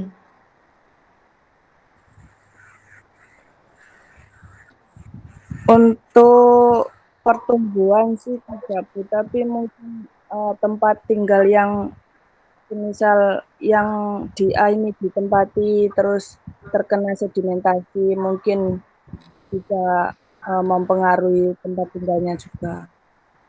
Oke, jadi karena ikan itu bergerak ya Mbak ya, jadi bisa menghindari tempat-tempat yang kotor gitu ya Mbak ya? Iya Bu. Ya, jadi kalau sedimentasi mungkin kalau ke ikan mempengaruhi sih, karena nanti kan ada penambahan stres ya, stresor. Jadi karena kan belajar parasit sekarang, jadi kalau stres itu kan nanti akan bisa menyebabkan penyakit pada ikan. Cuman karena ikan itu sifatnya dia bisa bergerak, mungkin ya dia tinggal mencari lingkungan yang lebih sesuai gitu loh. Makanya kalau orang nangkep ikan pas kondisinya kotor ya bisa dapat, bisa enggak gitu ya. Kan seperti itu. Yang lebih berefek itu bentos ya, jadi hewan-hewan yang ada di dasar itu yang sangat terefek adanya sedimentasi. Kerang-kerangan ya, kerang-kerangan, kepiting itu yang biasanya efeknya tinggi ya Mbak ya. Jadi efeknya pertumbuhan bisa menghambat pertumbuhan gitu. Jadi kalau stresnya kan kadar stresnya tinggi, dia nggak bisa bergerak, otomatis akumulasi toksik ya. Jadi kan akumulasi sedimennya diakumulasi dalam tubuh, maka ya bisa pertumbuhannya terhambat. Pertanyaan terakhir Mbak Faros. Untuk pertanyaan Rudi itu tadi apa? Lupa nggak saya catat. Cuma bedanya proses pembentukan apa jenis-jenis sedimen ya Mas ya? Coba Mas Rudi. Monggo Mas Rudi. Oh, oke. Silakan. Itu jenis-jenis sedimen itu kan ada 3 tadi itu. Ya. Ya, itu proses sedimentasinya itu seperti apa yang membuat tekstur sedimen itu berbeda-beda itu gitu.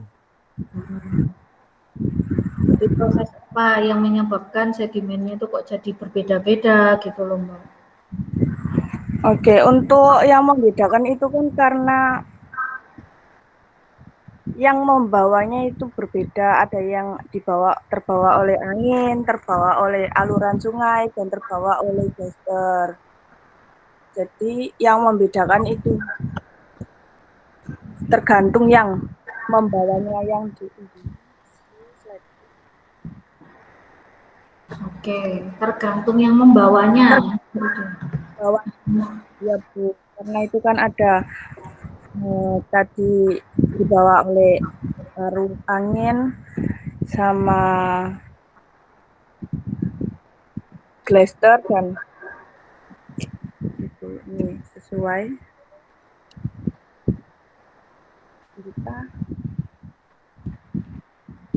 Nah, berdasarkan tenaga pengangkutnya. Jadi itu cara membedakan. Ya, oke. Bagaimana Mas Rudi? Iya, Bu. Ya, saya rasa sudah jelas ya untuk penjelasan yang ini. Jadi kalau sedimentasi itu bagaimana sih siklusnya? Ya, misalnya dari gunung ya, gunung meletus mengeluarkan lahar. Nah, itu kan awalnya bongkahan yang besar ya kan. Kalau larva mengeras itu kan jadi batu ya. Nah, itu kan batu menggulung. Nah, bentuknya akhirnya dia bunder-bunder kecil. Ketika jatuh ke perairan dia bunder-bunder. Nah, kalau bunder-bunder itu artinya apa? Dia mengalami proses yang sangat panjang. Jadi semakin bulat bentuk sedimentasi, itu artinya dia sudah berarti dari jauh gitu loh teman-teman. Berarti sedimen ini dia terbawanya dari jauh, entah dari gunung, entah dari mana dia terbawanya ke jauh. Kalau kalian melihatnya sedimennya nggak rata misalnya, nah misalnya ada yang bunder tapi di sininya agak lonjong misalnya, berarti kemungkinan sedimennya ini didapat dari bongkahan batu ini ya, penambangan misalnya. Nah, penambangan terus nanti dibuang ke sungai. Kan sudah di sungai ya, jadi nggak terlalu sering menggulung. Jadi batu itu kan juga bisa terkikis oleh air ya. Nah, jadi dia tidak terlalu sering menggulung sehingga permukaannya tidak rata. Itu juga kita bisa memperkirakan asal dari batuan sedimen. Selain daripada, misalnya dia cangkang, berarti kalau cangkang sedimennya biogenus, artinya apa? Sedimen yang berasal dari makhluk hidup. Nah, itu seperti itu. Jadi, kalau misalnya lokasinya, tergantung itu tadi ya, tergantung lokasinya. Sendun nggak ada di Indonesia, karena di Indonesia meskipun dia tingkat polusinya tinggi, polusi udaranya tinggi, tapi sepertinya tidak ada lahan kosong ya di Indonesia itu ya. Kayaknya tidak ada lahan yang kosong yang benar-benar gersang dan arah anginnya juga selalu berbeda-beda sehingga tidak akan terjadi satu penumpukan sedimen tertentu di satu lokasi. Nah, kemungkinan saya tidak tahu proses sedimentasi yang terjadi di Arab seperti apa, tapi kalau dari ininya itu sendun itu terbentuk karena angin. Jadi kemungkinan besar itu adalah dia tanah kosong ya, kemudian angin itu selalu mengarahnya ke situ. Jadi dari timur mengarahnya ke tengah, misalnya dari barat itu arahnya ke tengah, sehingga menumpuk di situ, kemudian tingkat polusinya tinggi. Nah, akhirnya terbentuklah di situ adanya sendun. Itu seperti itu. Oke. Terima kasih. Kak Ros, silahkan ditutup.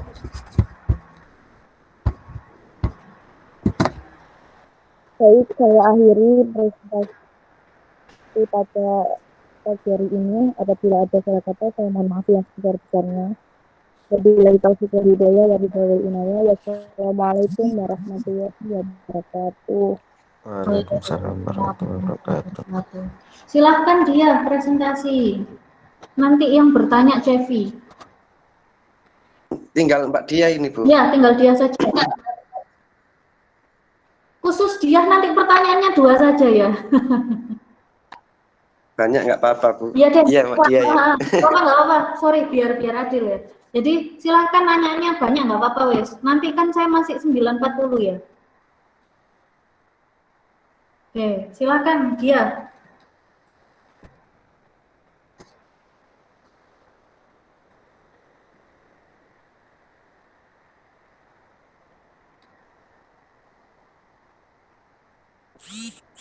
Assalamualaikum warahmatullahi wabarakatuh. Waalaikumsalam warahmatullahi wabarakatuh. Waalaikumsalam warahmatullahi wabarakatuh. Perkenalkan, nama saya Nur Sadia dengan NIM 1901020111 ingin mempresentasikan sebentar Bu, kok slide-nya nggak bisa berubah.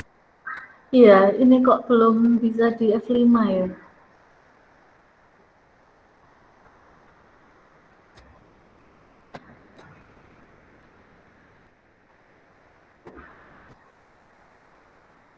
Habis ini kuliah apa, Nana? Bu Fariha, Bu. Mantap, Bu. Rancangan percobaan rancop. Statistika, Bu. Oh iya. Ayub habis ini CPK lagi, Ayub ya. Iya, Bu. Oke.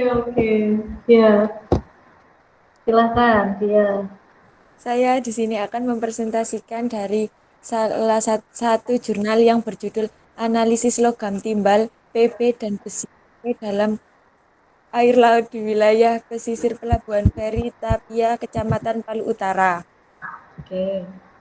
Nah, di dalam jurnal sebelumnya dijelaskan terlebih dahulu tentang timbal atau PB. Nah, timbal atau PB ini logam yang mendapat perhatian utama dalam segi kesehatan karena dampaknya pada sejumlah besar orang akibat keracunan makanan atau udara yang terkontaminasi PB memiliki sifat toksis berbahaya. Selanjutnya, logam berat timbal sangat beracun, mempunyai sifat biokumulatif dalam tubuh organisme air dan akan terus diakumulasi hingga organisme tersebut tidak mampu lagi mentolerir kandungan logam berat timbal dalam tubuhnya. Karena sifat biokumulatif logam berat timbal, maka bisa terjadi konsentrasi logam tersebut dalam bentuk terlalu dalam air adalah rendah dalam sedimen semakin meningkat akibat proses-proses fisika, kimia, dan biologi perairan. Dan dalam tubuh hewan air meningkat sampai beberapa kali lipat. Nah, di sini di dalam jurnal ada grafik tentang konsentrasi PB di mana dilakukan penelitian 3 titik dan 2 kali ulangan yaitu pagi dan sore. Jadi konsentrasi timbal pada air laut Tapia bagian Pelabuhan Feri berkisaran antara 0,7 0,3 mg per liter sampai 0,919 mg per liter. Sehingga dapat diketahui atau dikatakan bahwa air laut tersebut telah tercemari oleh logam timbal. Hal ini diketahui dari NaB logam berat timbal dalam air laut yaitu hanya mencapai 0,02 mg per liter. Nah, besi atau Fe ini adalah suatu komponen dari berbagai enzim yang mempengaruhi seluruh reaksi kimia yang penting di dalam tubuh meskipun sukar diserap antara 10-15%. Kemudian sifat khas logam ini yaitu kebanyakan logam ini cenderung untuk memperlihatkan beberapa keadaan oksidasi. Kemudian sifat-sifat lain dari besi yaitu unsur-unsur transisi memiliki obligat D atau F yang belum terisi penuh. Kemudian kadar bersih dalam perairan alami berkisaran antara 0,05 sampai 0,2 mg per liter. Pada air tanah dengan kadar oksigen yang rendah, kadar besi dapat mencapai 10 sampai 100 mg per liter. Pada air hujan mengandung besi sekitar 0,05 mg per liter, sedangkan pada air laut sekitar 0,01 mg per liter. Di dalam jurnal juga terdapat grafik tentang konsentrasi Fe. Bisa dilihat grafiknya, di mana sama dengan yang tadi, bahwasanya dilakukan 3 kali titik dan 2 kali ulangan pagi dan sore. Nah, dari grafik tersebut, yaitu konsentrasi besi pada air laut tilapia bagian Pelabuhan Feri berkisaran antara 0,324 mg per liter sampai 0,546 mg per liter. sehingga dapat diketahui bahwa air laut tersebut telah tercemar oleh logam besi. Hal ini dikarenakan NaB logam berat besi dalam air laut yaitu 0,01 mg per liter. Nah, kesimpulan dari slide-slide saya yang bisa saya tangkap dan bisa saya ulas-ulas dari jurnal yang saya dapat, konsentrasi logam timbal pada air laut di wilayah pesisir pelabuhan Ferry Tapia yaitu berkisar antara 0,703 mg per liter sampai 0,919 mg per liter. Konsentrasi tersebut lebih tinggi jika dibandingkan dengan NaB logam timbal yaitu 0,025 mg per liter. Konsentrasi logam besi pada air laut di wilayah pesisir pelabuhan Ferry Tapia yaitu berkisar antara 0,324 mg per liter sampai 0,549 mg per liter. Konsentrasi tersebut lebih tinggi dibandingkan dengan NaB logam besi yaitu 0,1 mg per liter. Maka kondisi perairan laut di wilayah pesisir pelabuhan Ferry Tapia ini bisa dikatakan tercemar oleh logam berat dan besi. Sekian dari presentasi saya. Wassalamualaikum warahmatullahi wabarakatuh. Waalaikumsalam warahmatullahi wabarakatuh. Silahkan, Cevi. Ayo, Mbak Cevi. Ayo Mbak Cevi. Nanti saya juga bertanya, Bu. Oke, siap. Yuk, bisa yuk. Ayo, Mbak Cevi. Sebentar, Bu. Oke, sambil nunggu Cevi deh. Salis dulu aja. Oke, siap-siap. Silakan, Mas Alis. Oke, Bu, terima kasih. Tadi mengambil jurnal di mana tadi? Pelabuhan Ferry Tapia, Bu, ya. Di internet, Mas Alis. Google Jurnal penelitian di wilayah pesisir pelabuhan Ferry Tapia. Oh, ya. Baik, Assalamualaikum warahmatullahi wabarakatuh. Waalaikumsalam. Waalaikumsalam warahmatullahi wabarakatuh. Terima kasih kepada Bu Nur yang telah memberikan kesempatan dan juga Mbak Dia.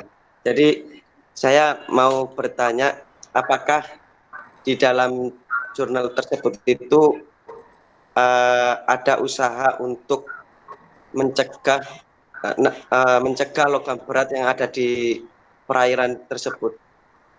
Nah, itu bagaimana jika ada, itu bagaimana upaya mereka untuk mencegah dari logam berat tersebut? Oke. Ditampung dulu aja ya Mbak Dia ya, nanti dijawab sekalian. Oke, Bu. Oke. Pertanyaan yang lainnya, saya masih menunggu Cevi ya. Jadi pertanyaannya dari Mas Alis, bagaimana sih jika misalnya ada logam berat, apakah ada pencegahan sebelumnya gitu? Bagaimana cara melakukan pencegahan terhadap limbah logam berat? Oke. Oke. Ada lagi pertanyaan lain, Rudi? Oh, silakan. Begini, Bu, yang mau saya tanyakan adalah kan di dalam perairan itu selalu ada gelombang dan juga arus, Bu. Nah, apakah timbal ataupun besi itu bisa berpindah tempat terkena atau terbawa oleh gelombang dan arus tersebut, Bu? Terima kasih. Oke, jadi apakah cemaran itu bisa berpindah karena adanya arus? Gitu. Itu ya dia, pertanyaannya ada dua. Coba ini yang belum bertanya ini, Ayub, Ucup, Revo. Barangkali ada pertanyaan.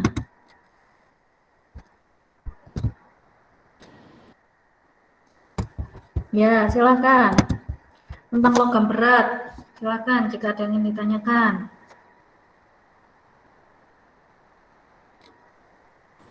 Insya Allah masih tidak ada, Bu. Oke. Dia mau bertanya. Silakan, Kevin. Iya, Bu, sebentar.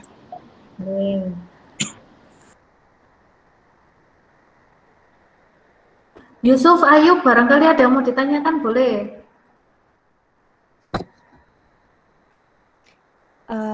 Kan di sini ada logam berat itu dibagi menjadi 2 jenis. Yang pertama ada logam berat esensial yang dimana keberadaannya dalam jumlah tertentu itu sangat dibutuhkan oleh organisme. Nah, itu maksudnya kayak gimana? Kan logam berat itu kan apa istilahnya kayak negatif gitu loh, Bu. Nah, dibutuhkan dalam organisme gitu. Terima kasih. Oke, terima kasih pertanyaannya. Ya, Mbak Dia. Jadi, ada yang sudah bisa dijawab pertanyaannya? Ini Bu, pertanyaannya dari Mas Bu. Apakah kan dalam laut ada gelombang dan arus? Nah, apakah logam berat itu juga bisa terbawa akibat gelombang dan arus? Kalau menurut saya bisa, karena suatu perairan itu kan ini apa terus air kan tidak tenang. Jadi air itu semua limbah-limbah semuanya bisa terbawa oleh arus dan gelombang yang ada di laut. Seperti itu, Bu. Oke. Jadi bisa ya, kalau terbawa bisa sekali dia terbawa ke perairan, bahkan ke dasar perairan mengandung logam berat itu bisa. Tapi yang namanya air itu kan dia bisa membersihkan ya. Jadi kalau misalnya kenapa sih harus ada aerator kalau ditambak itu karena aerator itu selain dia memberikan suplai oksigen, dia juga bisa mengurangi polusi. Loh kok bisa Bu mengurangi polusi? Karena misalnya sedimen yang besar-besar dihancurkan sama air, ya dihancurkan jadi lebih kecil. Terus partikel-partikel yang muatannya tinggi, misalnya logam berat, diikat sama air. Jadi misalnya ada Zn, logam berat murni ya Zn, diikat sama molekul air jadi ZNO. Nah, jadi akhirnya molekulnya nggak terlalu berbahaya gitu. Itu makanya salah satu fungsinya air. Makanya kalau misalnya ada logam berat di dasar perairan mungkin ada ya logam berat, tapi kadarnya nggak akan terlalu tinggi setinggi di daerah pesisir gitu. Kecuali kalau misalnya ada tumpahan, nah itu tumpahan minyak atau ada perusahaan-perusahaan yang dia sengaja buang sedimennya ke tengah laut itu kan ada ya.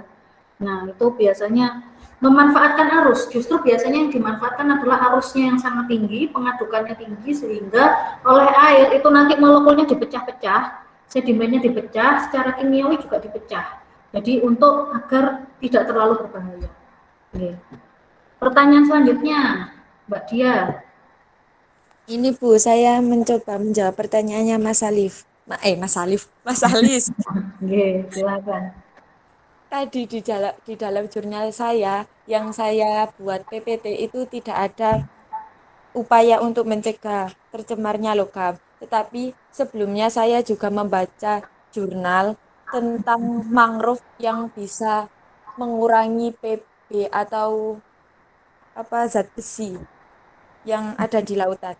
Jadi ada beberapa jenis-jenis mangrove yang baik untuk menyerap polutan, mulai baik dari merkuri, kemudian timbal dan tembaga. Seperti itu, Mas. Oke, jadi pakai tanaman mangrove ya? Iya, Bu, pakai tanaman mangrove. Jadi kalau kita sudah mengetahui apakah laut tersebut tercemar dengan logam berat atau tidak, kita bisa memberdayakan atau melestarikan mangrove tersebut dengan jenis-jenis yang bisa menangkap atau bisa mengurangi polutan dari merkuri, timbal maupun tembaga. Oke. Bagaimana? Itu apakah semua mangrove bisa, Bu? Mbak Dia. Tidak, Mas, hanya beberapa jenis. Contoh spesiesnya apa, Mbak, yang bisa? Ya, contohnya itu apa saja, Mbak? Jenis apa saja?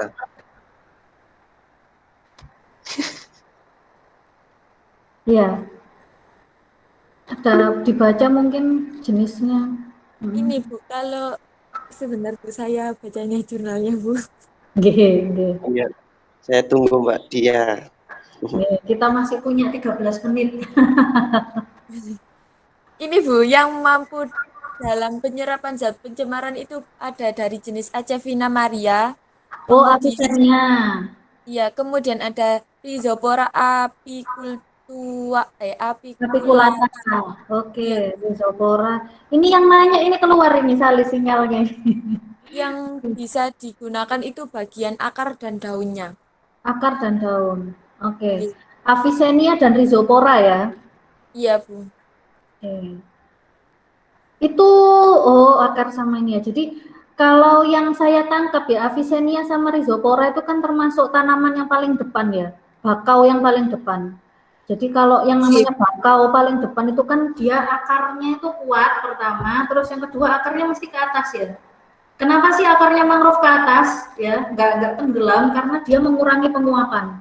Gitu. Jadi caranya mangrove untuk beradaptasi terhadap perubahan lingkungan itu dia adalah akarnya ke atas. Nah, gitu. Jadi kalau kalian misalnya motong akar sama motong batang, itu misalnya kalian larutkan atau apa ya, diukurlah salinitasnya. Pasti yang salinitasnya tinggi itu di akar yang keluar-keluar itu loh. Kan ada yang mangrove yang akarnya keluar-keluar gini. Nah, yang keluar-keluar ini nih yang sampean ambil sampelnya diukur salinitasnya itu kan pasti tinggi. Jadi penguapannya di situ.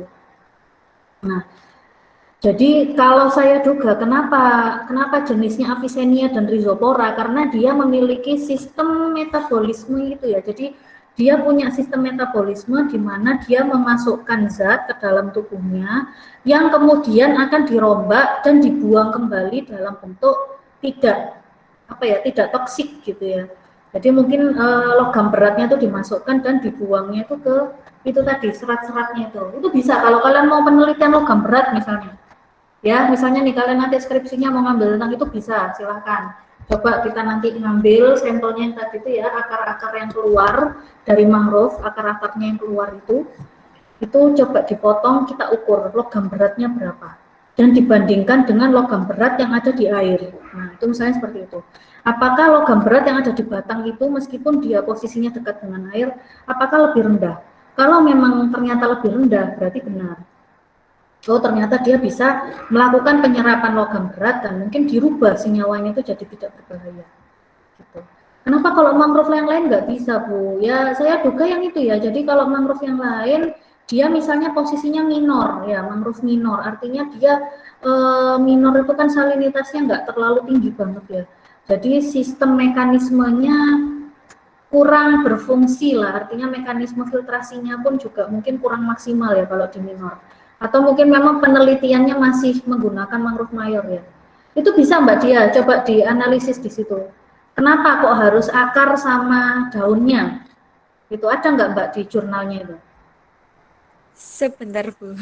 Saya punya lagi, soalnya tadi bacanya cuma sekilas. Oke. Coba sampean share screen nggak apa-apa Mbak? Biar bisa dibaca bersama-sama semuanya. Nggih, Bu.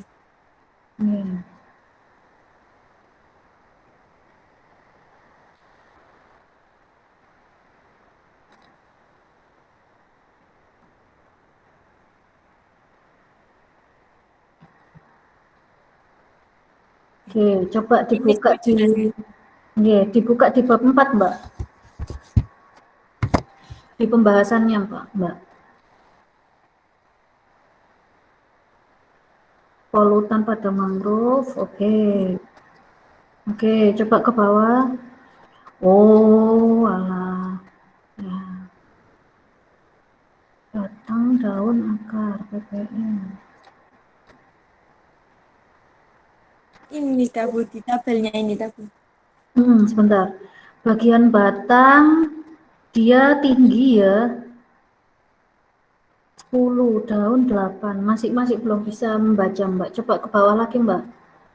Masih belum tahu arahnya penelitiannya kalau dari tabel saja.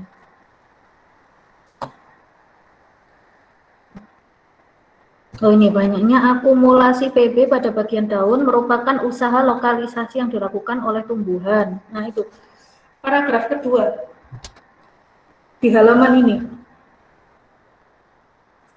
Nah apa itu? Yaitu mengumpulkannya dalam satu organ. Unsur Pb diduga banyak dihasilkan oleh industri. Oke, jadi ini dijelaskan ya. Pb-nya masuk melalui jaringan silem, kemudian dari silem dimasukkan ke semua bagian tumbuhan sampai ke daun. Nah, dengan cara menempelkan partikel Pb pada daun dan masuk ke dalam jaringan melalui stomata. selain daun aklimasi PB terbanyak yaitu pada bagian akar. Hal ini berhubungan Ya.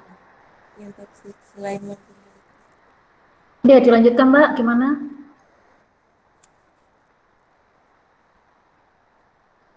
Ion secara aktif ditarik dari silem. Oke.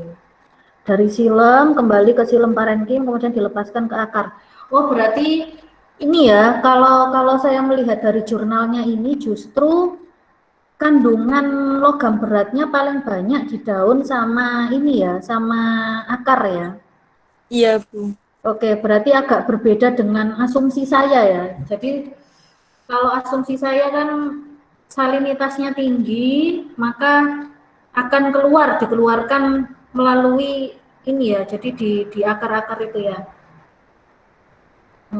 Oh iya, berarti benar. Berarti benar. Berarti kan dia setelah diserap ke dalam tubuh, maka namanya tumbuhan itu kan sama dengan manusia ya. Ketika dia sudah tidak dibutuhkan oleh tubuh, maka akan dikeluarkan. Nah, jadi kalau misalnya di Avicennia dan di Rhizopora ini berarti dikeluarkannya ke daun dan dikeluarkan ke akar gitu. Benar. Makanya kenapa kok dia terlalu banyak di situ menumpuk di akar dan di daun, di batang kok tidak tinggi? Karena memang pengeluarannya ya, ibaratnya kalau di manusia itu urin gitu ya. Urinnya itu dibuangnya ke bagian situ gitu. Jadi kalau misalnya kita di tanaman biasa kita belajar akar itu ya hanya untuk menyerap nutrisi, tapi kalau di mangrove akar juga untuk membuang gitu. Jadi membuang zat-zat yang terlalu banyak dari dalam tubuh itu akan dibuang juga melalui akar, makanya akarnya ada yang mencuat. Gitu. Terima kasih. Pertanyaan terakhir dia dari Cevi, Mbak Cevi, silakan. Tadi kan Mbak Cevi bertanya, ada PB yang esensial dan dibutuhkan oleh suatu organisme. Jadi di dalam jurnal yang saya presentasikan tadi itu juga dijelaskan bahwa logam besi atau Fe ini sebenarnya mineral yang dibutuhkan tubuh untuk pembentukan hemoglobin, tetapi tidak banyak. Karena besi merupakan komponen dari hemoglobin yaitu sekitar 75%. Seperti itu Mbak Cevi yang bisa saya tangkap dari jurnal yang saya presentasikan tadi. Oke, bagaimana jawabannya Mbak Cevi? Oh iya, saya sedikit. Gimana Mbak Cevi? Boleh. Apa Kalau kurang coba diulangi? Yang hemoglobin itu maksudnya gimana ya? Maksudnya buat tubuh kita apa pada organisme di laut? Ya di kita dan di organisme laut gitu Mbak. Oh iya. Oke. Pokoknya yang bersel darah merah. Ya. Terima kasih Mbak. Iya, sama-sama. Sebentar. Oke, saya sedikit tambahkan ya dari pertanyaan siapa tadi itu? Salis. Nah, jadi selain dari mangrove apa bisa yang lain? Bisa, misalnya bakteri pemakan logam berat itu ada. Jadi sama, nanti dia dimakan logam beratnya, terus setelah diakumulasi itu nanti akan dirubah. Jadi dia itu mengakumulasi, tapi juga akan dirubah menjadi partikel yang tidak berbahaya. Jadi nanti kalian pas mengukur, mungkin masih ada Fe misalnya ya, ada Fe, masih ada PB, masih ada. Tapi PB atau Fe-nya nanti dalam bentuk yang lain gitu. Jadi sudah tidak berbahaya. Logamnya masih ada, tapi sudah diikat dengan unsur yang lain gitu. Itu ada, bisa bakteri, rumput laut itu juga bisa. Terus tanaman eceng gondok, tanaman-tanaman air itu bisa.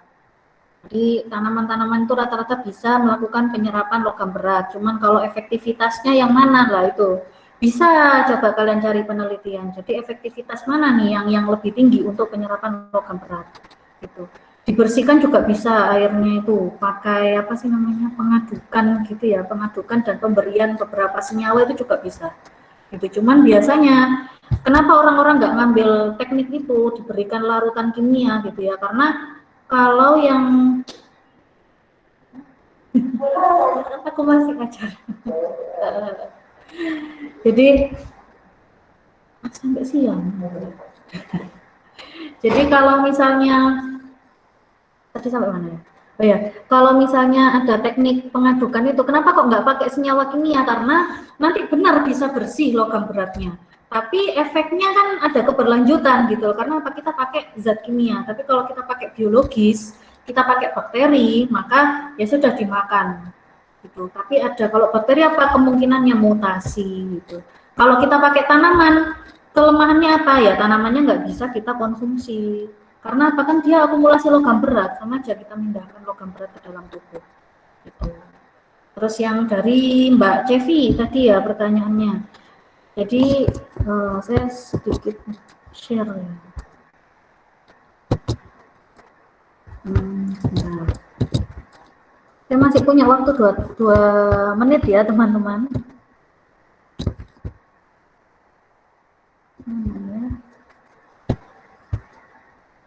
Waduh, enggak ada. Jadi kalau kalian melihat di tabel periodik lah ya.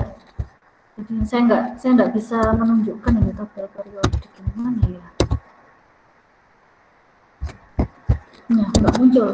Jadi kalau kalian melihat di tabel periodik, itu kan tabel periodik kan dari 1A sampai 8A kan gitu ya. Terus kan ada beberapa jenis senyawa, ada yang bentuknya gas, ada yang bentuknya dan lain sebagainya ya. Nah, itu kan ada yang juga senyawa logam. Logam itu nanti ada warnanya tertentu, itu bisa kalian lihat lagi di tabel periodik. Artinya logam, zat logam gitu ya.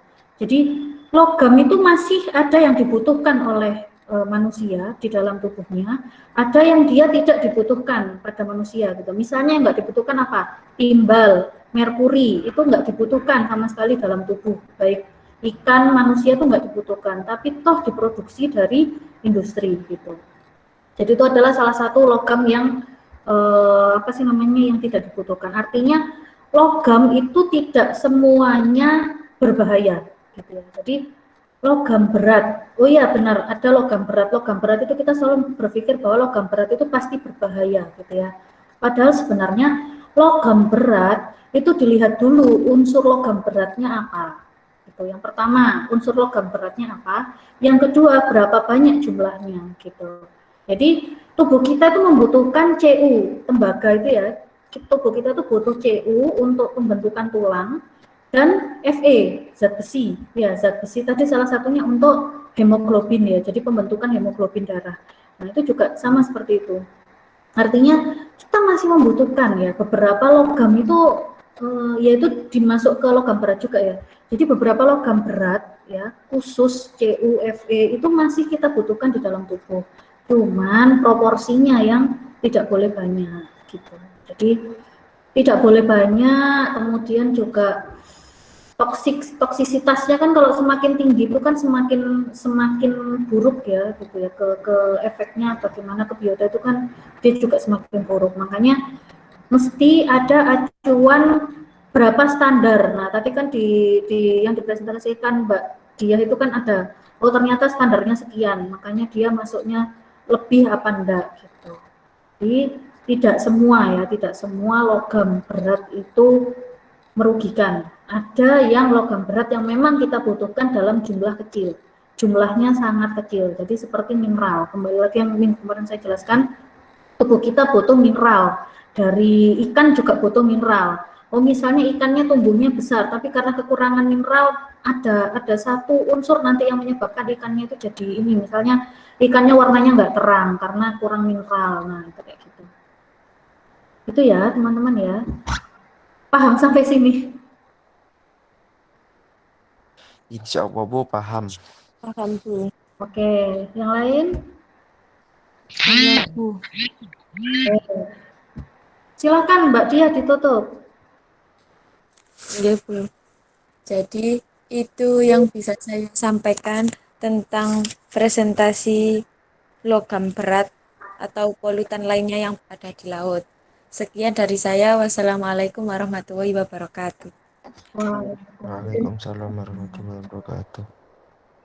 Oke, terima kasih atas presentasinya. Minggu depan kita bertemu lagi jam 7.40. Silahkan dipersiapkan ya yang belum presentasi. Nanti akan saya sampaikan ya, terutama yang belum presentasi ya, silahkan ya. Teman-teman yang lain juga mohon hadir lebih awal jam 7.40. Ya, mohon maaf jika ada kekurangan dan kesalahan selama penyampaian. Terima kasih atas partisipasi teman-teman.